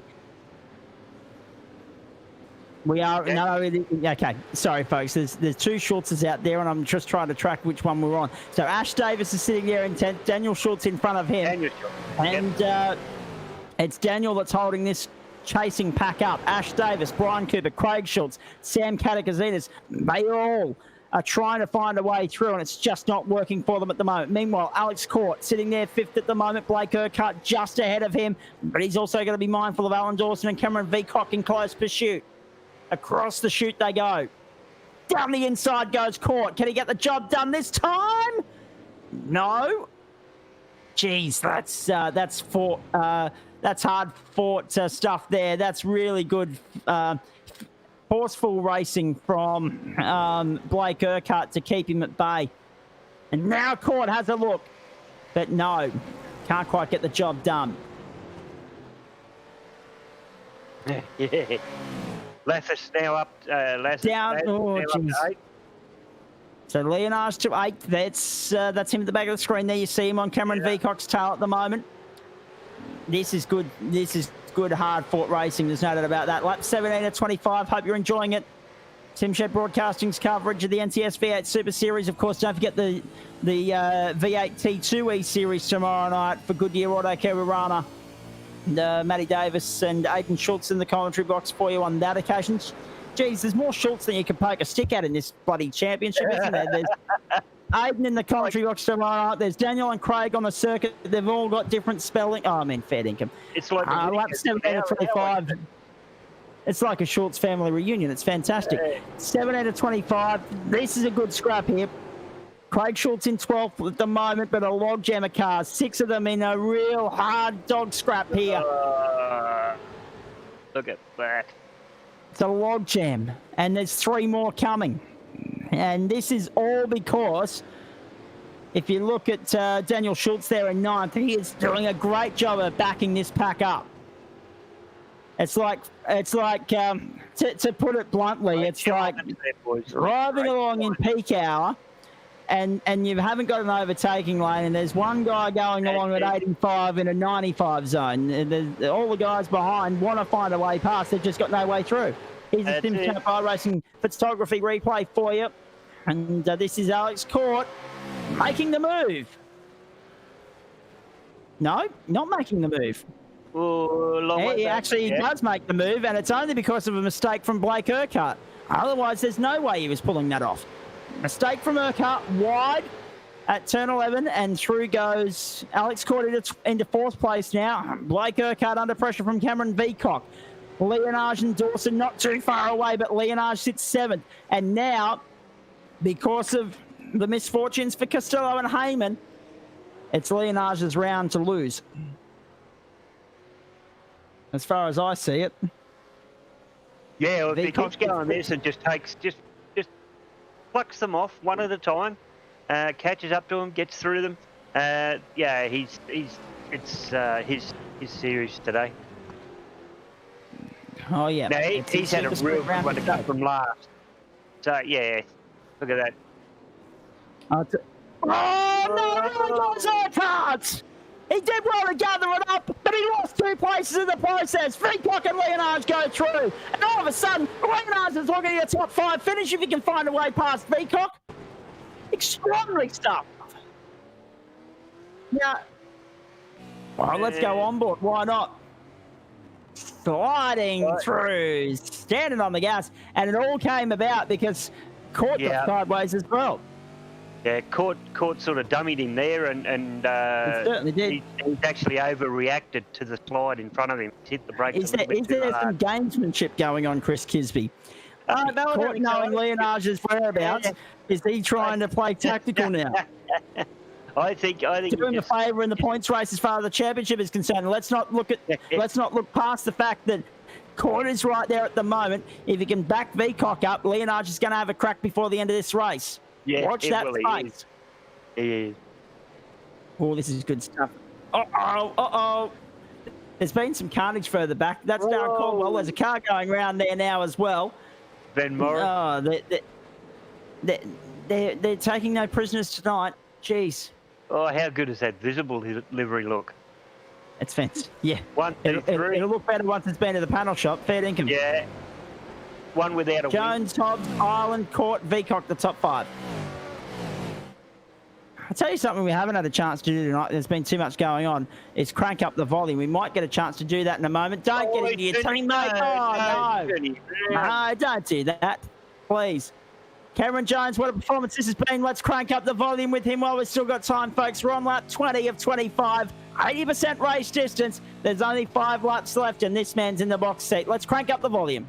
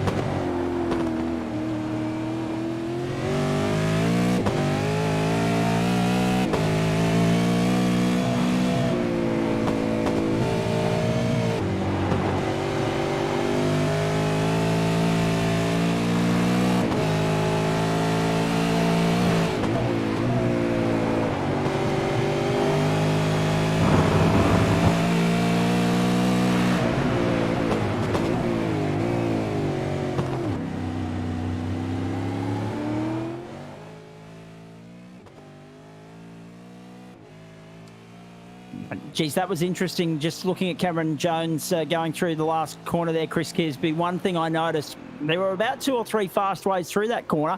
It looked like Jones was trying to defend from nobody, and just how tight he took the corner. Yeah. But again, that's his fast way through there. Have a look at this. They're not all hugging that ripple strip. No. Some taking a wider exit and some taking a wider entry Well, to the corner. My driving coach always says to make the round corner straight, and hugging it like that doesn't make that round corner straight. So, yeah, how they can go fast around that is beyond me. Well, who we got coming? Safe return back up onto the track. And we got Lasis. Doing a great job here. Yeah. Oh dear, you got to feel sorry for Cameron Veacock because you got teammates either side of him. He's the meeting an NTS sandwich rider here as they make their way through the back half of the lap. 2 1/4 laps to go for our race leader Cameron Jones, who's accelerated out to a 10.2 second lead.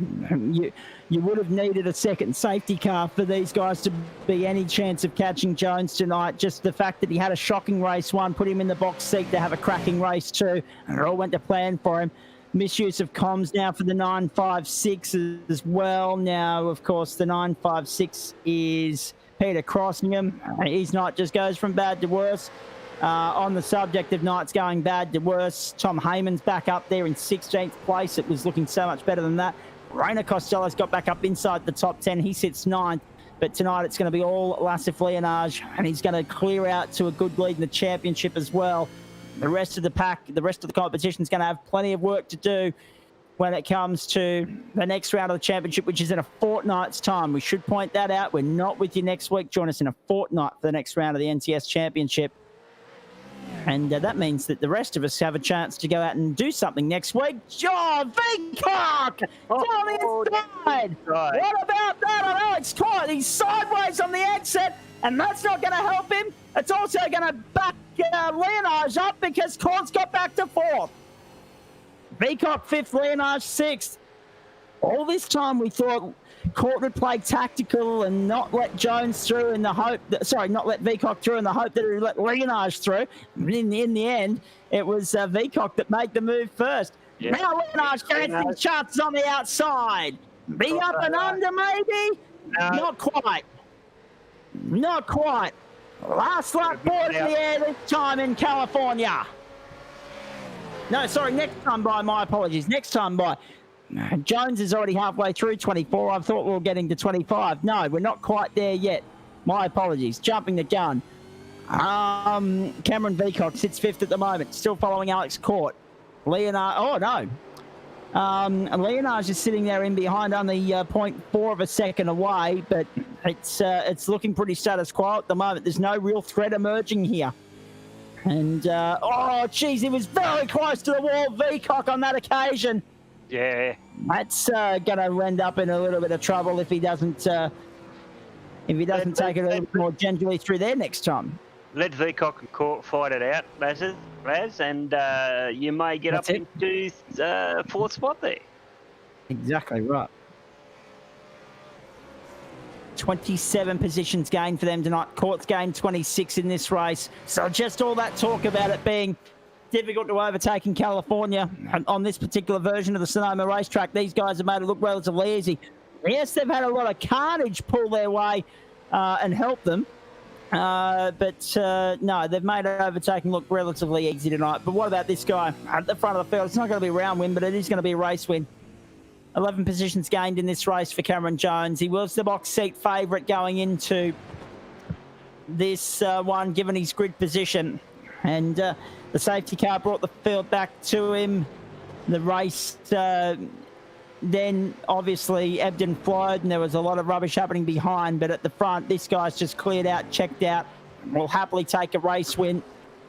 Whilst Lassif Leonage will probably take the round win. Cameron Jones, he got the job done. Long Beach, just when we thought we'd add to the winners list this week, we're not going to. 2 repeat winners. First time this season. Cameron Jones out of the last corner, across the line, takes the checkered flag. Race victory in Sonoma is his.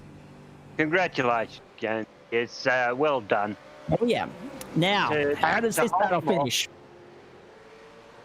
I'll come back to you, Kisby. Leonage in the dirt! That's how this battle finishes. Now, 3 different lines being taken through here. Onto the main straight. Court's going to come fourth. And then Vicock's going to hold off Leonage. Massive Leonage, round winner, as far as my numbers are concerned, in what is a phenomenal Simshed Broadcasting Sonoma Super Sprint. What a performance from Leonage.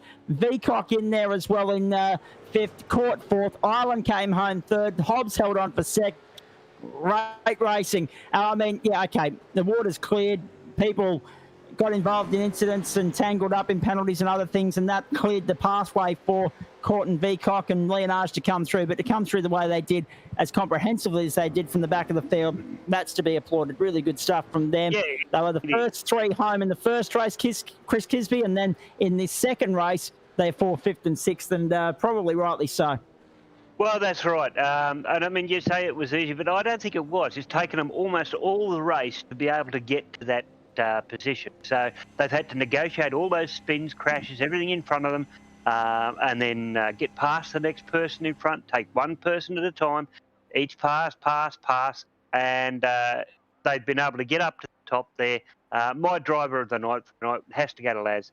The way he's come through in the first race, and he's come through the pack to get up to his 5th. He may not have been podium, but it's enough to get him a series really high on the.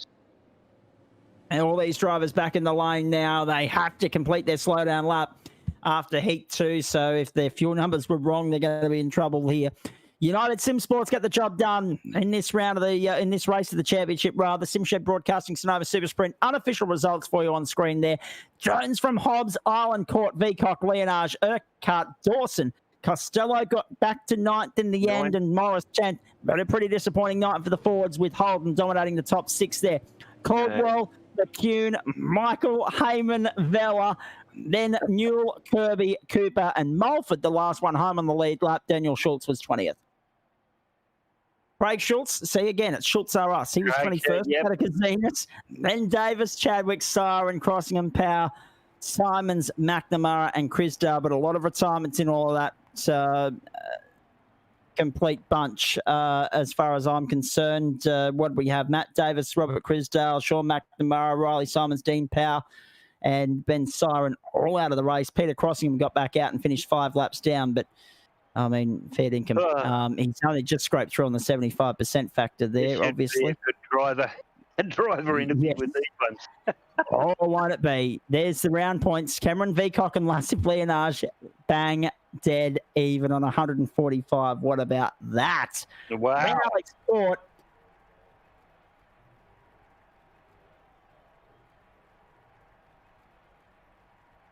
Okay, we're just getting word through that because of the count back, the way count back works, because Leonage was the better finisher at the last round, he will get the count back in his favour tonight. So Cameron Vicock and Lassif Leonage on 145 points apiece.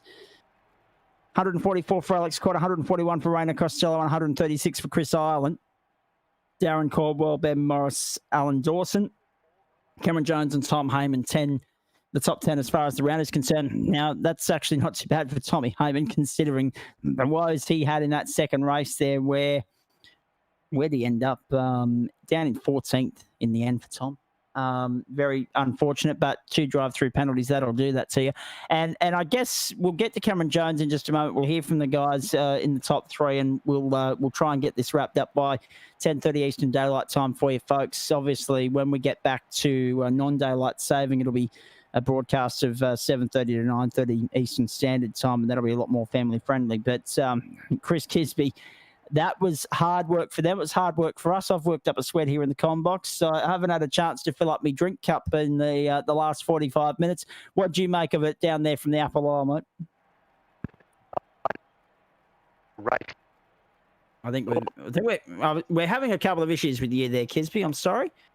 Just some signal issues or something. I'll come back to you in a moment. We'll get the drivers in here for chat in just a sec as well. Great racing. Really good stuff. unlucky for Rainer Costello. He got ruled out with incident points there. He got rubbed out of it. That was always a factor tonight, reverse grid racing and obviously having to navigate your way through more traffic than usual and a few other things. That battle between Vicock and Leonage was fantastic. 25 laps of pure hell for these guys.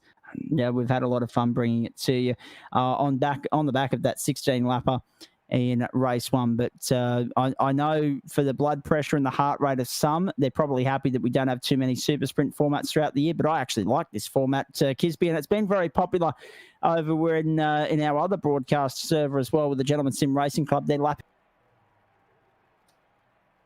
Still having some issues there with Kisby. We'll try and get back to him in just a moment.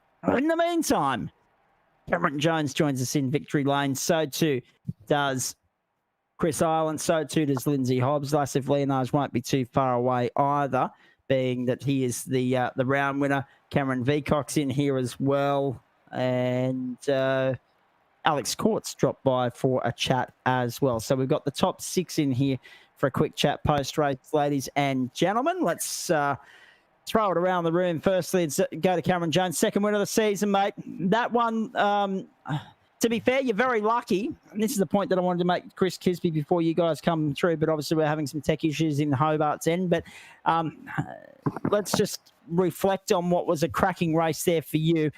Obviously, the first race didn't go to plan, but that worked in your favour as far as the second race is concerned. But I dare say you wouldn't have won a second safety car there to bring the field back to you one more time because they were hunting everyone down at a rapid rate of knots. I was ready for anything, but I wouldn't say I was lucky. Otherwise, I would have been taken out in the first race. So. Yes, well, that's true. Hey, just talk us through the first race. What exactly happened there, mate? Obviously, it meant a very disappointing result as far as race one was concerned, but it worked in your favour as far as grid position, track position was concerned for race two. Before I knew it, I was in the dirt. I didn't even know he was that close to me, to be honest. But, yeah, it might have been in my favour for the next race, but, yeah, not the way I wanted to do it. No, exactly right. It would have wanted to work a little bit harder for it. But, hey, in all of that, a couple of things to get your viewpoint, your thoughts on. Rolling starts, that was an interesting concept, but I think it worked well. It kept all the carnage out of turn one. It just saved it for elsewhere on the track. Yeah, I thought it would have been worse because everyone was carrying so much more speed, but yeah, I was wrong. Yeah, and I think in the first race, particularly because of the way that everyone spread out before they got to the green flag, I think that helped as well. Sonoma, tight, tricky racetrack, limited overtaking opportunities, but when you've got a 10-second lead, you're not really worried about any of that. What did you make of the night after the disappointment of race one? It turned around nicely for you. I just had one thing to do, and that was to win. I didn't really want to think about coming second. Just wanted to win. And probably worked in your favour as well, because Rainer Costello was charging through, Tommy Heyman was charging through. They both got rubbed out. Rainer with an incident point penalty, Heyman with 2 drive-through penalties issued by in-race race control here within our server. But the 2 young guns, they were coming hard. You must have been relieved to hear them get a drive-through. I did start to stress a bit when they called the safety car, but just put my head down and concentrated, and yeah. How were the tyres at the end of that, Cameron? Because obviously we talk about the tyre strategy in our longer races. The fact that it was a super sprint, this track not an easy one to navigate your way around, and obviously there's a big difference between 16 laps in race one and then 25 laps in race two. I found the tyres not too bad, actually. You just had to drive them pretty easy, and they come back to you towards the end. All right. Stay with me, mate. I'll come back to you before the end of the broadcast, let you thank some sponsors, get your thoughts on the next round of the championship, and, of course, how you guys are going to spend your week off as well. Let's throw it around to we've got Lindsay Hobbs standing by, have we? Yes, we have, down there as well. Second place for you, Lindsay. You had a very good run of things in that second race. The first race, however, couldn't have got any worse. Yeah. In the first race, mate, just fighting for a position, coming up past the checker flag there, and we just got together and into the wall. Things happen, so yeah. we were all sitting in the commentary box when that happened. We're a little bit surprised that the safety car didn't get deployed, but that's another story for another day. As for the second race, again, inherited a good grid position as a result of the misfortune in one, and you converted it nicely. Yeah, it was lucky. For me, I was lucky to be up the front there and lucky to hold it because I knew Tommy and the rest of them were coming. And yeah, just tried holding off Cameron. I'm too nice. I don't fight for the position too hard. So. Well, to be fair, that's one comment that we did make when Cameron came past you there and took the lead away and then just cleared out.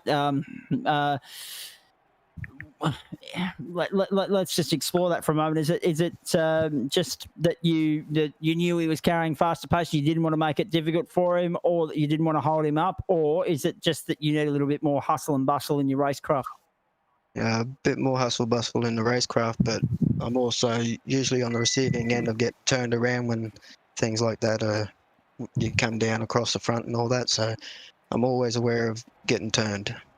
Just reading on your stats graph here, third generation dirt racer. So obviously, I'm assuming that's real world stuff with regards to the dirt racing. How do you find bitumen stuff when it comes to the sim world, mate?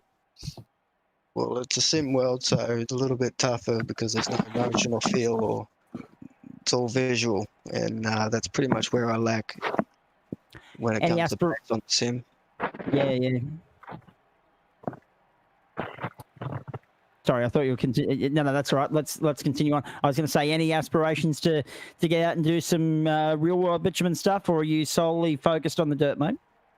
At the moment, it's just the dirt. We've got a ex super sedan that we're building.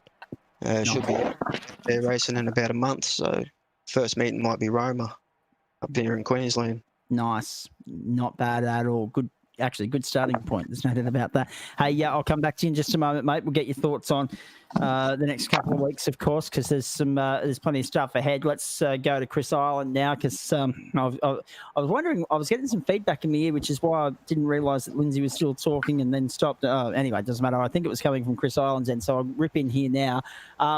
Third in all of that. You did it quite comfortably in the end, the third place, Chris, because Blake Urquhart slipped back to the pack, caught Peacock, Leonage got by him. But to be fair, that was a very good drive from you as well. Up 16 to 18 positions there in that second race, a solid drive, and nice to get a podium. Oh, mate, tell me about it. First podium of the series, first podium ever, actually, to be honest, in sim racing. So I'm cheering all the way to the bank. It was a hard race, I'll tell you that much. A lot of argy-bargy, a lot of scary overtakes around the outside of turn one always, puts a couple in your underwear. So, it was a good race. So I really enjoyed it. Some very clean racing. I didn't find any incidents. People gave a racing room. I think overall it was a really good race. I was going to say the hip and shoulder factor, that was prevalent right throughout the field. It wasn't just at the pointy end; it was right down towards the back as well. What do you make of the SuperSprint format? Of course, not everyone favours it, but it's the flavour of the month in the Gentlemen's Sim Racing Club, where I do a lot of other sim racing commentary at the moment. We're really enjoying our heat racing. We're going to get to round points and a few other things, championship points in just a moment too for you folks. So hang around, plenty to come. But right now we're going through post-race discussion here, and we've got Chris Island joining us. If you're just tuning in, round 5 of the NTS series has been run and won. So we're exploring the night that was. But Chris, just to go back to you, it was imperative that you kept your nose clean tonight, and it seemed to be more challenging further down the field than it was at the pointy end of town. How'd you find it? Yeah, when I was in the middle of the pack fighting, there was a lot of times where I gained positions through people obviously spinning out and people just running wide at turns. So it was down in the pack. It was quite a tough race. A lot of avoiding, I'll tell you that much. But yeah, it was clean. I didn't see any ridiculously bad incidents on track. I saw a lot of good overtakes in the first series. spewing a bit that Reina Costello got that penalty. I was enjoying having him on my rear end. I was looking forward to having a good race with him for a little bit, trying to stick with him. So, but yeah, good racing overall from the middle of the pack. I think it was definitely a tough one. Well, just to go back to the other question I was going to send to your way before I got some messages through my ear here. What are you making the Super Sprint format? Of course, we only see it twice in the season, but it certainly shakes things up, doesn't it? Oh, mate, in all honesty, I think it was brilliant. I mean, I'm sure from a broadcast point of view, it was even better. The first race, if you had a look, there wasn't really overtakes is very hard to do. But that second race, with the amount of people who were, in front, who weren't as quick as the guys behind, there was a lot of clean racing, a lot of good overtakes. So I can only imagine from a broadcast point of view, it was really enjoyable, and it certainly was from a driver's too.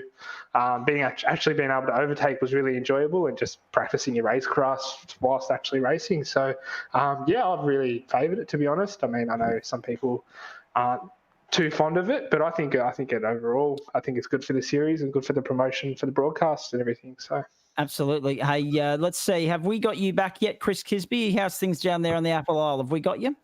Yes, you certainly have. Yeah, that's much better. Discord was having a bit of a moment on me. Bit of a fit. Yeah, exactly. Yeah, hey, just to go back to what the boys were saying here, we're talking to Chris Island, as you know. From a broadcaster's standpoint, I think we should do reverse grid racing every week, but there's going to be people that will be throwing fire and pitchforks at me very shortly because I've said that. But it certainly does shake up the entertainment value. It's what we need to draw people into iRacing, I think, from an audience perspective. From an audience perspective, yeah, maybe. From a driver perspective, probably not. But I'm one of the slower drivers, and I'm one of the back to rear drivers. And, so the chance to sit there at the front and for at least 2 laps, and then try and safely make the guys go around you and make it a bit more interesting for them instead of them going off 10 seconds in front of us, 1 lap in front of us. To me, that's good racing. And it showed tonight with Laz and that coming through that it can be done. You show a little bit of patience. Yeah. The guys will learn where they can let you pass, where they can't. I'm learning all the time as to where I can let people pass, where it's safe to let someone pass, where it's not safe to let someone pass in the middle of a corner. Where I used to go left, right, try and get out of the road no matter what, I don't anymore. I stick to my line. The guys behind me are now getting used to my driving, and they pop around. So the same thing will happen in here with the reverse grids. Yeah, absolutely. We've only got one more of them this season, but by gee, I'm already looking forward to it. There's no doubt about that. All right, let's get our top 3 for the round in here and have a little bit of a chat as well. We'll get back to our race top 3 in just a moment. These were, of course, the top 3 that we spoke to after the first races. Well, actually, no, sorry. One of the top 3 was at least in here, but we had Alex Court and Cameron Veacock there, 4 and 5 as well. Hey, let's bring in Lasif Leonage and also Alex Court and Cameron Veacock. They are the top 3 of the round. For Court and Veacock, they've been in the top 5 all night. Leonage, of course, won the opening race. So good to catch up with Court and Veacock for the first time. Cameron, I'll go to you first. Second for the round on countback, that's got to sting a little bit, but you had your work cut out for you there in the closing stage of that race, being the meat and the NTS sandwich. How did that work out for you? Look, I was just trying to bite my time. My tyres were holding up, not too bad. I just didn't want to get held up too much and hopefully let Laz get a run on me, so I was trying to defend from Laz, but also have a crack at Alex when I could. Indeed. The reverse grid race was always fraught with danger from a traffic incident navigation point of view. Insert word here. There was always so many risk elements that we were mindful of. From your standpoint, how did you find getting through the field? The safety car obviously helped bunch the field back up, make getting further to the pointy end of town a little bit easier, but when they weren't parting the seas for you and getting involved in incidents that just allowed you to glide on by, it was tough work tonight. Oh, definitely. It was very, very interesting. Like, I went in the game plan. I knew where the overtaking opportunities were. So as long as I could try and over-under a lot of cars coming down the hill, and before the S's, you could get quite a few spots going down there, and if you can pull the car up. So that's where majority of my overtaking was done. Yeah, it was just a very interesting race. The safety car helped a lot bring everyone back together. Indeed, it did. So, of course, just recapping, folks, Lasif Leonage, Cameron Veacock, Sean McNamara was your top three in race one. So the only change there in terms of the round result, Court comes into third because McNamara ran into some misfortune tonight. Court was, of course, fourth in race one, and Ash Davis was fifth in the second race here. We've got the top six in the chat room at the moment. Let me go to Alex Court right now. Simon McNamara's misfortune is your fortune, mate. You end up with a round podium, and that's a pretty good result for 2/4 in this round of the championship. But again, that was hard work trying to fend off Cameron and Lasif in the closing stages. Yeah, you're not wrong. First of all, I just want to say how much I love these races. There we go. If it was my way, I'd like to have reverse grids every race, every round. There's always one. Good on I you. like it. I like it. No, thank you. and see, that's disagreement within the team right there for you. That's like saying, no, thank you. We'll get to The those only way next I can get a win, But- or at least a podium. But Alex, that was hard fought stuff, particularly driving back through the field in the second race from 30th to 4th. That couldn't have gone much. Well, it ended up being 28th on the grid to 4th because the two safety cars are included in the grid for whatever reason. But so 26 positions gained, a lot of fun had, or 24 positions gained actually. A lot of fun had, a lot of hip and shoulder and a bit of bev and barge as well. But in the end, you come home with a clean nose and a clean car. And third for the round. What'd you make it the first race? Let's go back and have a chat about that because, by gee, that was on for young and old. You were in 2 3-car battles tonight. The first one, of course, with Raina Costello backing the pack up, and you got balked there. Actually, that compromised you being on the podium in the first race. And then the second race, it was obviously you were at the pointy end, and it was everyone else playing catch-up with Veacock and Leonage there in the closing stages. Let's focus on race one, though. What'd you think? Yeah, I was a little bit disappointed not to be able to get a podium.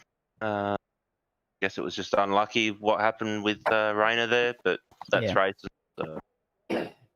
Well, that's exactly right. You had the pace, you had the speed, you had the position. Unfortunately, it was a case of picking left or right, and you weren't aware that Rainer was having a fuel issue. Neither were we at the time, I must say. And then the guys around you, McNamara, etc., they capitalised on that. But you had the last laugh because you end up on the podium for the round. And it's a good haul of championship points going forward. I mean, this is only round 5 of 17. There's 12 to go. Yep. Yeah, that's it. It's all about the championship from here on in. So, I'll be aiming for up the pointy end each round. I normally say that we wrap this up about 10:30 Eastern Daylight Time, ladies and gentlemen. But again, post-race show started a little bit later tonight because of the fact that we've got the 2-race format, the 15-minute window in between. So hang around. We'll wrap it up as close to 10:30 as we can. But if we go a little bit over, at least we're giving you fair warning. It doesn't go on my invoice one way or the other, unfortunately, but that's another story for another day. Let's bring in Lasif Leonage at this point in time. Lads, well done, mate. The round victory is yours. You did it with a first and a sixth in what was a hard-fought night at the office. I doubt you got a chance to take a breath in all of that because we only got a chance to take a breath at about the 20-lap mark of the second race there. Well, it was an interesting reverse grid race. It was a lot of hard work, especially that lap 11 incident with a whole bunch of cars going everywhere. It was just like a movie scene. So, I'm glad I avoided most of that drama and managed to gain some positions at the same time. And after that, it was just a matter of keep doing those laps. My car was a little bit slow after that hit, but it was still enough to try to close the gap to these boys. I was going to say epic save from you, by the way. Anyone else that could have been heading to the wall, but you were pointed at 45 degrees heading either onto the grass or the dirt or towards the wall, and you managed to gather it up. Yes, you lost a little bit of speed. Yes, the car was compromised, but it was the difference between being the round winner and not tonight, wasn't it? Yeah, exactly. I mean, when I came into this round, all I wanted to do was trying to keep my head down and get a clean second race and try and stay ahead of Reina because he's the closest in the championship to me coming into the round. So try and keep him behind me. Difficult night at the office for the youngsters. Tom Heyman got caught up with a drive-through penalty. In fact, am I right in saying that Heyman got a drive-through penalty in the first race as well? He did. So that's 3 drive-through penalties he copped tonight. Geez, he won't be a happy chappy because he copped 2 in the second race, 1 for misuse of comms and 1 for also an incident. Reina Costello, there's the championship points too, by the way. We'll get to that. I'll read them through for you in just a moment. But actually, you know what? I'll do it now and then we'll come back to it. It's Lassive Leonage on top since they're already there. 7:35 plays Cameron Veacock, 7:15. 6:88 for Reina Costello. So that's a big momentum shift there as far as the championship is concerned because Veacock is now 20 points behind Leonage and Reina's dropped back. Cameron Jones, 665, and Alex Court, 661. Chris Island, Blake Urquhart, Ben Morris, Robert Chrisdale and Dean Powell make up the top 10 over the page. Scott McCune, Alan Dawson, Jacob Brewer, who didn't race tonight. He'll be kicking himself as well. Craig Newell, Ash Davis, Daniel Schultz, Matt Davis, Craig Schultz, Darren Caldwell, and Steve Vella made up the top 10. I'll let that keep scrolling through so you can all have a look at that, folks. So let's continue the chat here with Lassif Leonage. Let's talk about experience, Lars, because in Reina's position, it was an incident point. That's a penalty issued by iRacing. Everyone's been a victim of that at some point along the way, I'm sure. Not an easy thing but to swallow, but at the end of the day, we were always mindful of because of reverse grid racing, incident points may be playing a part tonight. In Tom's position, though, that'll be a frustration for him between now and the next round, which is 2 weeks away. He hasn't got a week to think about it. He's got 2 weeks to think about it, unfortunately. From someone with a lot of experience, what's your advice to the youngsters when they've had a difficult night at the office and they've got those bitter pills to swallow? I mean, trying to work on your consistency and stay out of trouble. A lot of these young guys, they can be quite aggressive in their passing moves, and then it's very easy to rack up those incident points. 2 at a time, quite easily. So, I mean, that's what I did in the reverse grid. Trying to stay out of trouble. I mean, some of the things are unavoidable. Still got 8 incident points, which I wasn't very happy about, but that's just racing for you. Certainly is, and when we talk about racecraft and all that sort of stuff, I think the other point, and you made it earlier with regards to the reverse grid race, patience, and it's such it's a small word, and we're all guilty of not being patient at the best of times in real world as well as sim world, in everyday life, whatever. But here, particularly tonight, patience is what you were rewarded with. Like, patience was inevitably the virtue that rewarded you with the round win. I mean, I started last, and I did not pass 20 odd cars to come to 6th. Exactly. They took themselves out. I've only passed probably a handful of cars in the race. So patience just pays off. That's the bottom line. How much of a sigh of relief were you breathing when you got through your incident, by the way? That was definitely a brown pants moment, that's for sure. Thought as much. Righto. Let's continue on here because we've got a bit of housekeeping to do. Gentlemen, stay with me. I'm going to go through and get the thank yous out of the way for all your respective sponsors firstly, and then we've got a bit of housekeeping to do here. So let's start with the race winner in Cameron Jones and work our way around. Cameron, who do you want to thank, mate? First of all, I want to thank my teammate for keeping me cool during that first race. Yes. United Sim Sports, KCLD Cleaning, Giuliani Trophies and Engraving, Origin Graphics, 87 Creative, JR Productions and Media, High Performance Videos, Harab, Adrad, Natrad, Valvoline, Too Easy Finance, West End Mazda, and Parramatta Isuzu Ute. You got all them written down. Yeah, I do. I was going to say, you'd have to. That's a lot to try and remember after a big hour at the office. No doubt about that. Actually, just on that, folks, 19:47 and 32:28 with the 2 race times tonight. So what's that? We're looking at about 52 and a quarter minutes of racing for the 41 laps tonight. And that's even with the safety car. So they weren't mucking around. There's no doubt about that. Let's go to Lindsay Hobbs because I'm sure you flew the flag for Excalibur tonight, mate. Who do you want to thank? Just got to thank HRS, Cutting Edge Tracks, Wartooth, and tent to tent. Good work, mate. Nicely done. Chris Island. Sorry, we just got JP sledging in the background. Let's get to Chris Island now. Considering it's the first one, this is your shining moment in the spotlight, mate. Surely you've got a few people you want to give a nod to. Yeah, certainly do. So just want to give a shout out to all the boys out at MSR. Big Blake Urquhart, he really helps me with a lot of things, with a lot of racing. Big shout out to a couple of our sponsors here as well. So we've got DNL Laser Alignment, LME Care, and Vast Consulting Group. Would like to give a big shout out to the girlfriend. She's currently watching right now. Proudest thing ever now that I've got a podium. So, and just big shout out to the family and just everyone that supports me. You know, this is what it gets, and hopefully there's more to come. You've got a missus that supports you. I know. Well, what is it? That's I was going to say that's been a talking point of the Gentlemen Sim Racing Club of recent times as well, boys. We'll come back to that. Yeah. Let's Chris Kisby knows what I'm talking about. Third for the round, Alex Court. Let's go to you. So first of all, Racing with Autism Australia, all sorts, disability services, SimShed Broadcasting, Nationwide Tracking System, Goodyear Auto Care Rarana, Dragon RC, DSL Welding, Brutzy Raceway Australia, VR Cover, Cars for Hope, and Blue Stampede Labour Hire. Also want to give a shout out to Gary Bradshaw over in New Zealand. He tunes in every week and supports me. So thank you, Gary. Hey, Alex, those first two you mentioned there, autism and disability, let's give that a bit more of a plug in weeks ahead, just because I'm all for showcasing. I mean, you know, you look at Dylan Alcott in the tennis court and a few of our Paralympians this year. It's an important thing, and it's always good to shine a light on that. So let's do that in weeks ahead. I would 100%. do it tonight, but we're a little bit pressed for time, unfortunately. It's already 10:30, and we're normally signing off right now, but there's a bit of housekeeping to get through first. Second for the round, Cameron Veacock, go your hardest.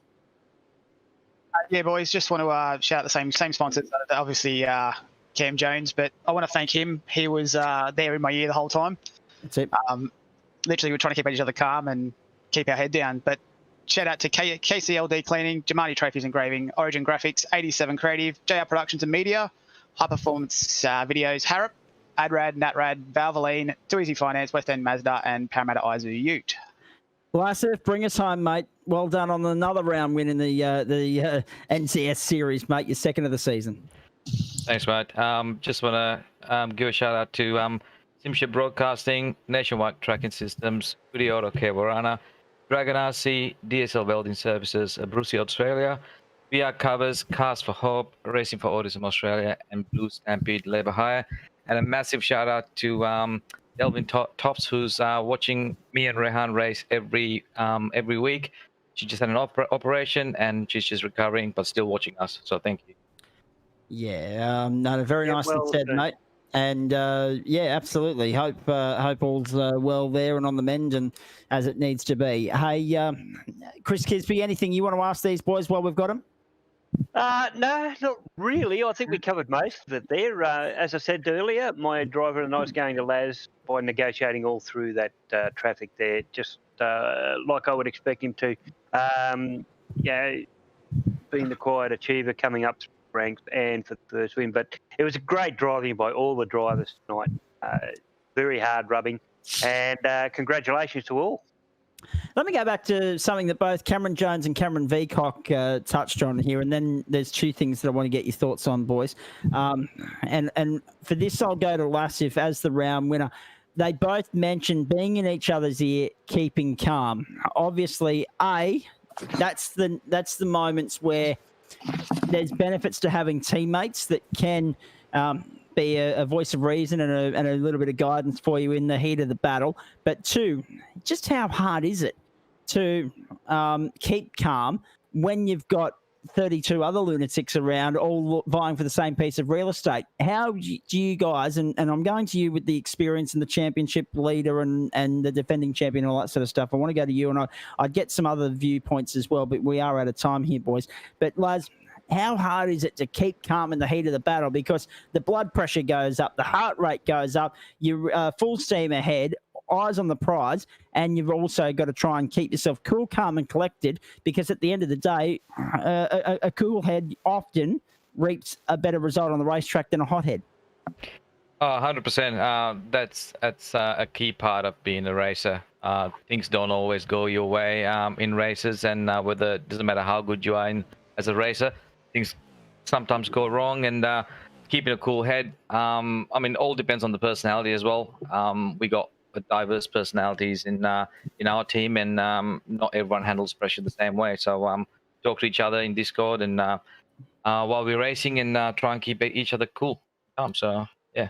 Indeed. Hey, Alex, not that it mattered in the end as far as the round result was concerned, but we were all thinking that we'd seen one safety car. We saw what that did to the spice of the battle. But if we had got a second safety car, geez, that would have brought you, Vicock, and Leonard back to Ireland, Hobbs, and Jones. We would have had a real heated battle for the last 5 or 6 laps there. Yeah, not wrong. I was surprised to even see the first one being a sprint round. So yeah, it was. Well, there wasn't a second. I was going to say you can thank Robert Crisdale for that, because he parallel parked it in between the 2 pit walls there, and there was no way in and out of that. But and I was a little bit surprised that we didn't get one in the first race, because I think it was Peter Crossingham, from memory, perfectly parked it up on the bank of the wall on the run to turn 1 in what was one of the great wall parks I've ever seen. But good luck to the T2E Series boys trying to repeat that feat tomorrow night. Let me tell you, there's a couple of things here, boys. There's a new calendar on the screen there for you now. Last week we were talking about Phillip Island coming onto the schedule. It's out. And the Hockenheim Ring in Germany is now in for a 41-lap super sprint round, so reverse grid racing again in what's that? It's about a month's time now. 5 weeks, in fact, the 13th and 14th of April. Our broadcast on the Tuesday night from 7:30 Eastern Standard Time, the Wednesday night 7:30 Eastern Standard Time for the T2E Series for Goodyear Auto Kiwarana. I'll get your thoughts on Hockenheim in just a moment. There's also a couple of other little changes in there as well in terms of the order, but Donington Park, Silverstone, Road, Atlanta, Spa, Brands Hatch still bring us home. The fact of the matter is that we've now got a week off, so a couple of things here to get us through. And I'll go to Laz first, and I'll work my way around the room. Laz, A, did you like the rolling start or not? B, thoughts on Hockenheim joining iRacing, which is a big thing because it means that we've got a German track to play with. And C, what do you do with an extra week off now to regroup and get ready for a 12-week consistent streak of racing to get us through to the end of the season? Well, rolling start, I'm not too fussed about it. I mean, I think that probably saved some of the issues that we might have had the first lap. So true. It's probably a good thing. Hockenheim, I've never raced there. I've watched a lot of races, and it should be good fun. A lot of work to do, obviously. But having these 2 weeks off will definitely help with that. And just for anyone who's watching, doing these races week in, week out, and trying to be at the top, it just takes its toll. So having a bit of a breather now before the 12 rounds kick in, it's definitely a bonus. How much, well, you say it takes a bit of a toll. You say there's a lot of work that goes in. How much work does go in week to week when you're trying to get ready for what is a very competitive championship? And bearing in mind that a lot more work's going to have to go into Hockenheim, because not only is it a new track to the championship, it's a new track to iRacing. So everyone's green, essentially. Yeah, I mean, I do about 10 hours of driving and look at a lot of data, do a few officials, including that 10-hour driving. So, yeah, there's a bit of work, and, trying to get that one lap that's going to count, trying to get you that pointy end of the field to start the race is very important. So I always pay a lot of attention to that as well. So Alex, it can be a drainer. Yeah, exactly. Alex Court being part of the same squad. Is the plan of attack the same with you when it comes to the week off? And what are your thoughts on obviously Hockenheim and also rolling starts? Is it something we look at going forward, or are you happy with the standing? As far as standing starts go, yeah, not a great fan of them. Yeah, something different. Yeah, exactly. Changes with the Hockenheim, holiday, allegedly. yeah, that's it. Yeah, Hockenheim, looking forward to it. I've raced a bit on the F1 games. Yeah. As far as the couple of week break, I'm waiting on my new pedals to turn up, so I'll be getting those set up for next round. So actually, if anything, this 2-week break does you some good. Hopefully, yeah. All right, we'll throw it around. Cameron Veacock, Cameron Jones, let's go to you. Same questions. Did we like the rolling start? What do we think of Hockenheim? I mean, it's good that Germany's going to have a presence within the iRacing platform. And 3, how do you spend the week off? Because it's going to feel a little bit strange, particularly for me, I must say, not being here next Tuesday night, strapped in, ready to go at 7:30 Eastern Standard Time, 8:30 Eastern Daylight Time. You go, Cam. As for the rolling, I prefer standing, but the rolling doesn't really bother me. As for the new track, I wouldn't even know which way the first turn is. So right for memory, but we'll work that one out. Probably need a few laps there. Right-hand turn. What were the other questions? Obviously, what do you do with the week off now, mate? Because again, you're going to feel weird not being here next Tuesday. Better stay off the sim to keep the missus happy. now there's a point that we're going to come back to next week. How many brownie points have we racked up with the girls in the week off? How many points have we not racked up in the 5 weeks of the championship thus far? Who's going to the bank for a line when it comes to brownie points with the missus? Because I tell you what, it's already a talking point over in the Gentlemen's Sim Racing Club. Don't worry about that. And don't worry. And hello to all the girlfriends that are tuning in. It takes a very dedicated girlfriend to allow these boys to be as committed as they are to what they do. There's no doubt about that. It's you get two children when you come into motorsport, be it real world or sim. You get the driver and you get the car as well. Hey, sorry, Zach, just want to add to Cam's. Yeah, you go, Veacock, go.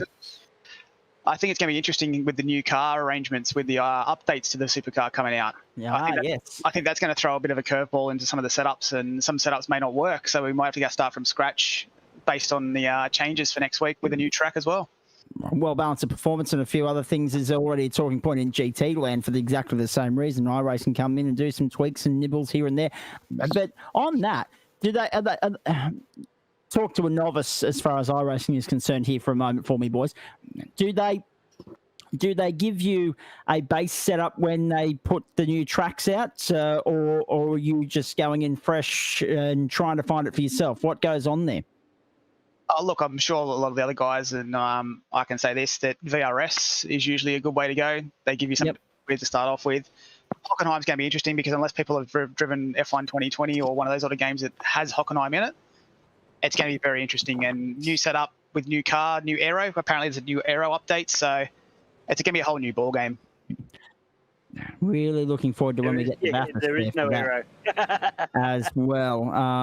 Talking about all the changes and how it's going to affect lap speed around the mountain for 41 laps. Looking forward to that. Who haven't we heard from? We've got to go and have a chat to Chris Ireland and also Lindsay Hobbs. I'll start with you, Lindsay. How do you spend the week off? As someone that started at the pointy end of the field in the second race, how'd you find the rolling start? And obviously, thoughts on Hockenheim provisionally? With Hockenheim, pretty much the same run as everyone else. I haven't driven on it, so I'm taking whoever said it was a right-hand turn. I'm taking that on board. Very good. And what about the rest of it, mate? The rolling start, and also obviously, what do you do with the week off? The rolling starts, I prefer the standing starts. Just if you get a good run, and unless you get someone that's balked in front of you. But other than that, I'd prefer the standing starts. And the week off, I'll probably just be the same, hanging out with the girlfriend and maybe tidying up some paints and all that along the way. Getting the brownie points in. Yeah, that's exactly right. Oh dear, how good's this? Because you're getting an insight into the guys actually thinking about taking a little bit of time off. They don't normally do it between rounds, but because we've got an extra week, they're all thinking about, okay, we might be able to do something else and socialise or look after the miss or whatever the case may be. It's great stuff. Chris Ireland, bring us home, please. Yeah, so pretty much I've done a couple of races, I believe, I think on Forza at Hockenheim Ring, so that'll be interesting and really looking forward to the car changes to see how it changes everything and yeah, so with the week off I'll probably just relax, just hang out with the missus, just not do too much, not worry about having a race next Tuesday and having to put in some time and effort, to practice and, work on a setup and all that. So pretty standard according to what all the other boys have said. So, yeah. Very nicely done, boys. Thank you. Chris Kisby, if only the Gentlemen Sim Racing Club was having a week off next week as well, I'd be putting the feet up and properly relaxing, but it's just the Tuesday night now, so instead of... Yeah, we're not going to give you the day off, mate. No, exactly. Instead of the rush job of baked beans on toast or whatever, I can actually have a nice steak and sit down and watch some television, so I'm looking forward to that. What are you going to do with next Tuesday night off? You're off to hospital, and we wish you the best of luck with that. But when you get home, when you put your feet up, what's on the agenda, apart from maybe some television viewing, or are you going to do some reading? What's on your R&R and depending on how I'm feeling with what's happening, bit of R&R and watch a bit of a movie or two or Netflix, and if I'm feeling good enough, play a bit of AMS2 or do whatever I feel like. Yeah, why not? Hey, mate, thanks for your expert comments tonight. Appreciate that as always. We'll see you in 2 weeks. Yeah, mate, and very good drive tonight, guys. Have a good week off. Spoil all those girlfriends so that you can come back and do it all again when we start again in 2 weeks' time. Great call again, Zach. Pleasure doing business with you. Oh, always, mate. Absolutely. Look forward to your company tomorrow night for the Gentlemen Sim Racing Club action. And all those boys there talking about looking after the girlfriends, all that sort of stuff. You've just reminded me the perks of being single. Let's have a look ahead as far as Shed Broadcasting is concerned. And that's what's on the agenda tomorrow night, the Goodyear V8 T2 E-Series, right here from Sonoma Raceway. Matt Davis, Aidan Schultz with the call for you, 8:30 Eastern Daylight Time, 7:30 Eastern Standard Time. Make sure you check your local guides wherever you're tuning in all around Australia and all around the world as well via SimShed Broadcasting or YouTube, of course, or Real Sim Racing Australasia. All those 3 pages will have it covered for you. Thursday night, Anscara Abruzzi Cup. I've got a feeling it's Phoenix this week. Am I right in saying that? 8 o'clock Eastern Daylight Time Thursday night, and of course that's 7 o'clock Eastern Standard. Friday night, Gentlemen Sim Racing Club. The Friday night doubleheader, the 2 up for you. Freaky Friday, of course. We're getting stuck into that. We'll know a venue for that by Thursday night, and we'll also know our car choice as well, and looking forward to that immensely. And then the IndyCars, Phillip Island, if you don't mind, for round 7 of the IndyCar series, and looking forward to that immensely, especially if what we saw in Gateway, Illinois last week is anything to go by. And of course, the next time we're with you as far as the Nationwide Tracking Systems V8 Super Series is concerned, well, that'll be the 23rd of March. And looking forward to that immensely. If we can just bring that calendar back up on screen there, JP, we'll have a look at what's ahead, because this is the 1 week off for all our drivers between now and the end of the season. And then look at that, 12 consecutive weeks from the middle of March or the back end of March right through to very early June. The 8th of June will be grand final night for the NTS series. Next up, Watkins Glen, the Sprint Triple Crown continues there. Of course, the sprint round format, so it'll be a 28-lap race on the long course there. And also important to note, it'll be the first leg of the 3-leg Triple Crown. Charlotte Roval and Bathurst playing host to the other legs there. Would have loved to have got the guys' thoughts on Watkins Glen, but we are right out of time. So Watkins Glen, Sebring and Mosport ahead, and then we get to Hockenheim, Interlagos and the Charlotte Roval. So some good tracks ahead, there's no doubt about that. Hope you've enjoyed all the action tonight. Cameron Jones got the job done in race 2. Lassif Leonage in race 1 by virtue of the fact that he came back to 6th in race 2. It's him winning the round from Cameron Veacock. and Alex Court. So on behalf of Chris Kisby, I'm Zach Caban. Thanks so much for being with us. We can't wait to do it again next in a fortnight's time, rather. And, of course, all the best to the boys tomorrow night with the V8 T2 E-Series for Goodyear Auto Care Rarana.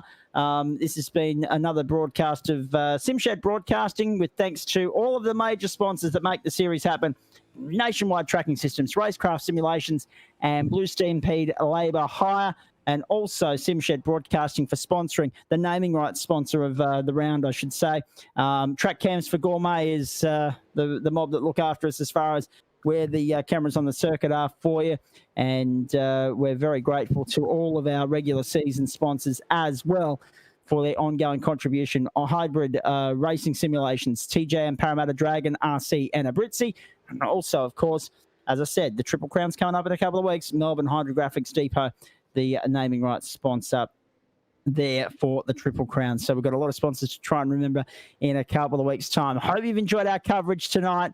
Lasse Flenage, too good. First repeat round winner of the season. In fact, repeat race winners. I thought we might get 5 from 5 as far as different race winners or even round winners is concerned. We're stuck on 4, but that list is expected to grow as the season unfolds. Difficult night for a couple of the youngsters, but experience rose to the fore, and that's why you see Leonage and also Veacock and Court on the round podium. Hope you've enjoyed the coverage. We were a little bit over time, but there was a lot to try and dissect and digest in all of that. On behalf of Chris Kisby and the team, I'm Zach Caban. Thanks so much for being with us. We can't wait to have you with us again in a fortnight. Do something else enjoyable with your Tuesday night next week. We're not here. A well-deserved week off for everybody after a busy 5 weeks to start the season before a 12-week consecutive run to the checkered flag for season 1 of 2021. Until we see you in a fortnight, have a great night, everybody. Bye for now. Good night, all.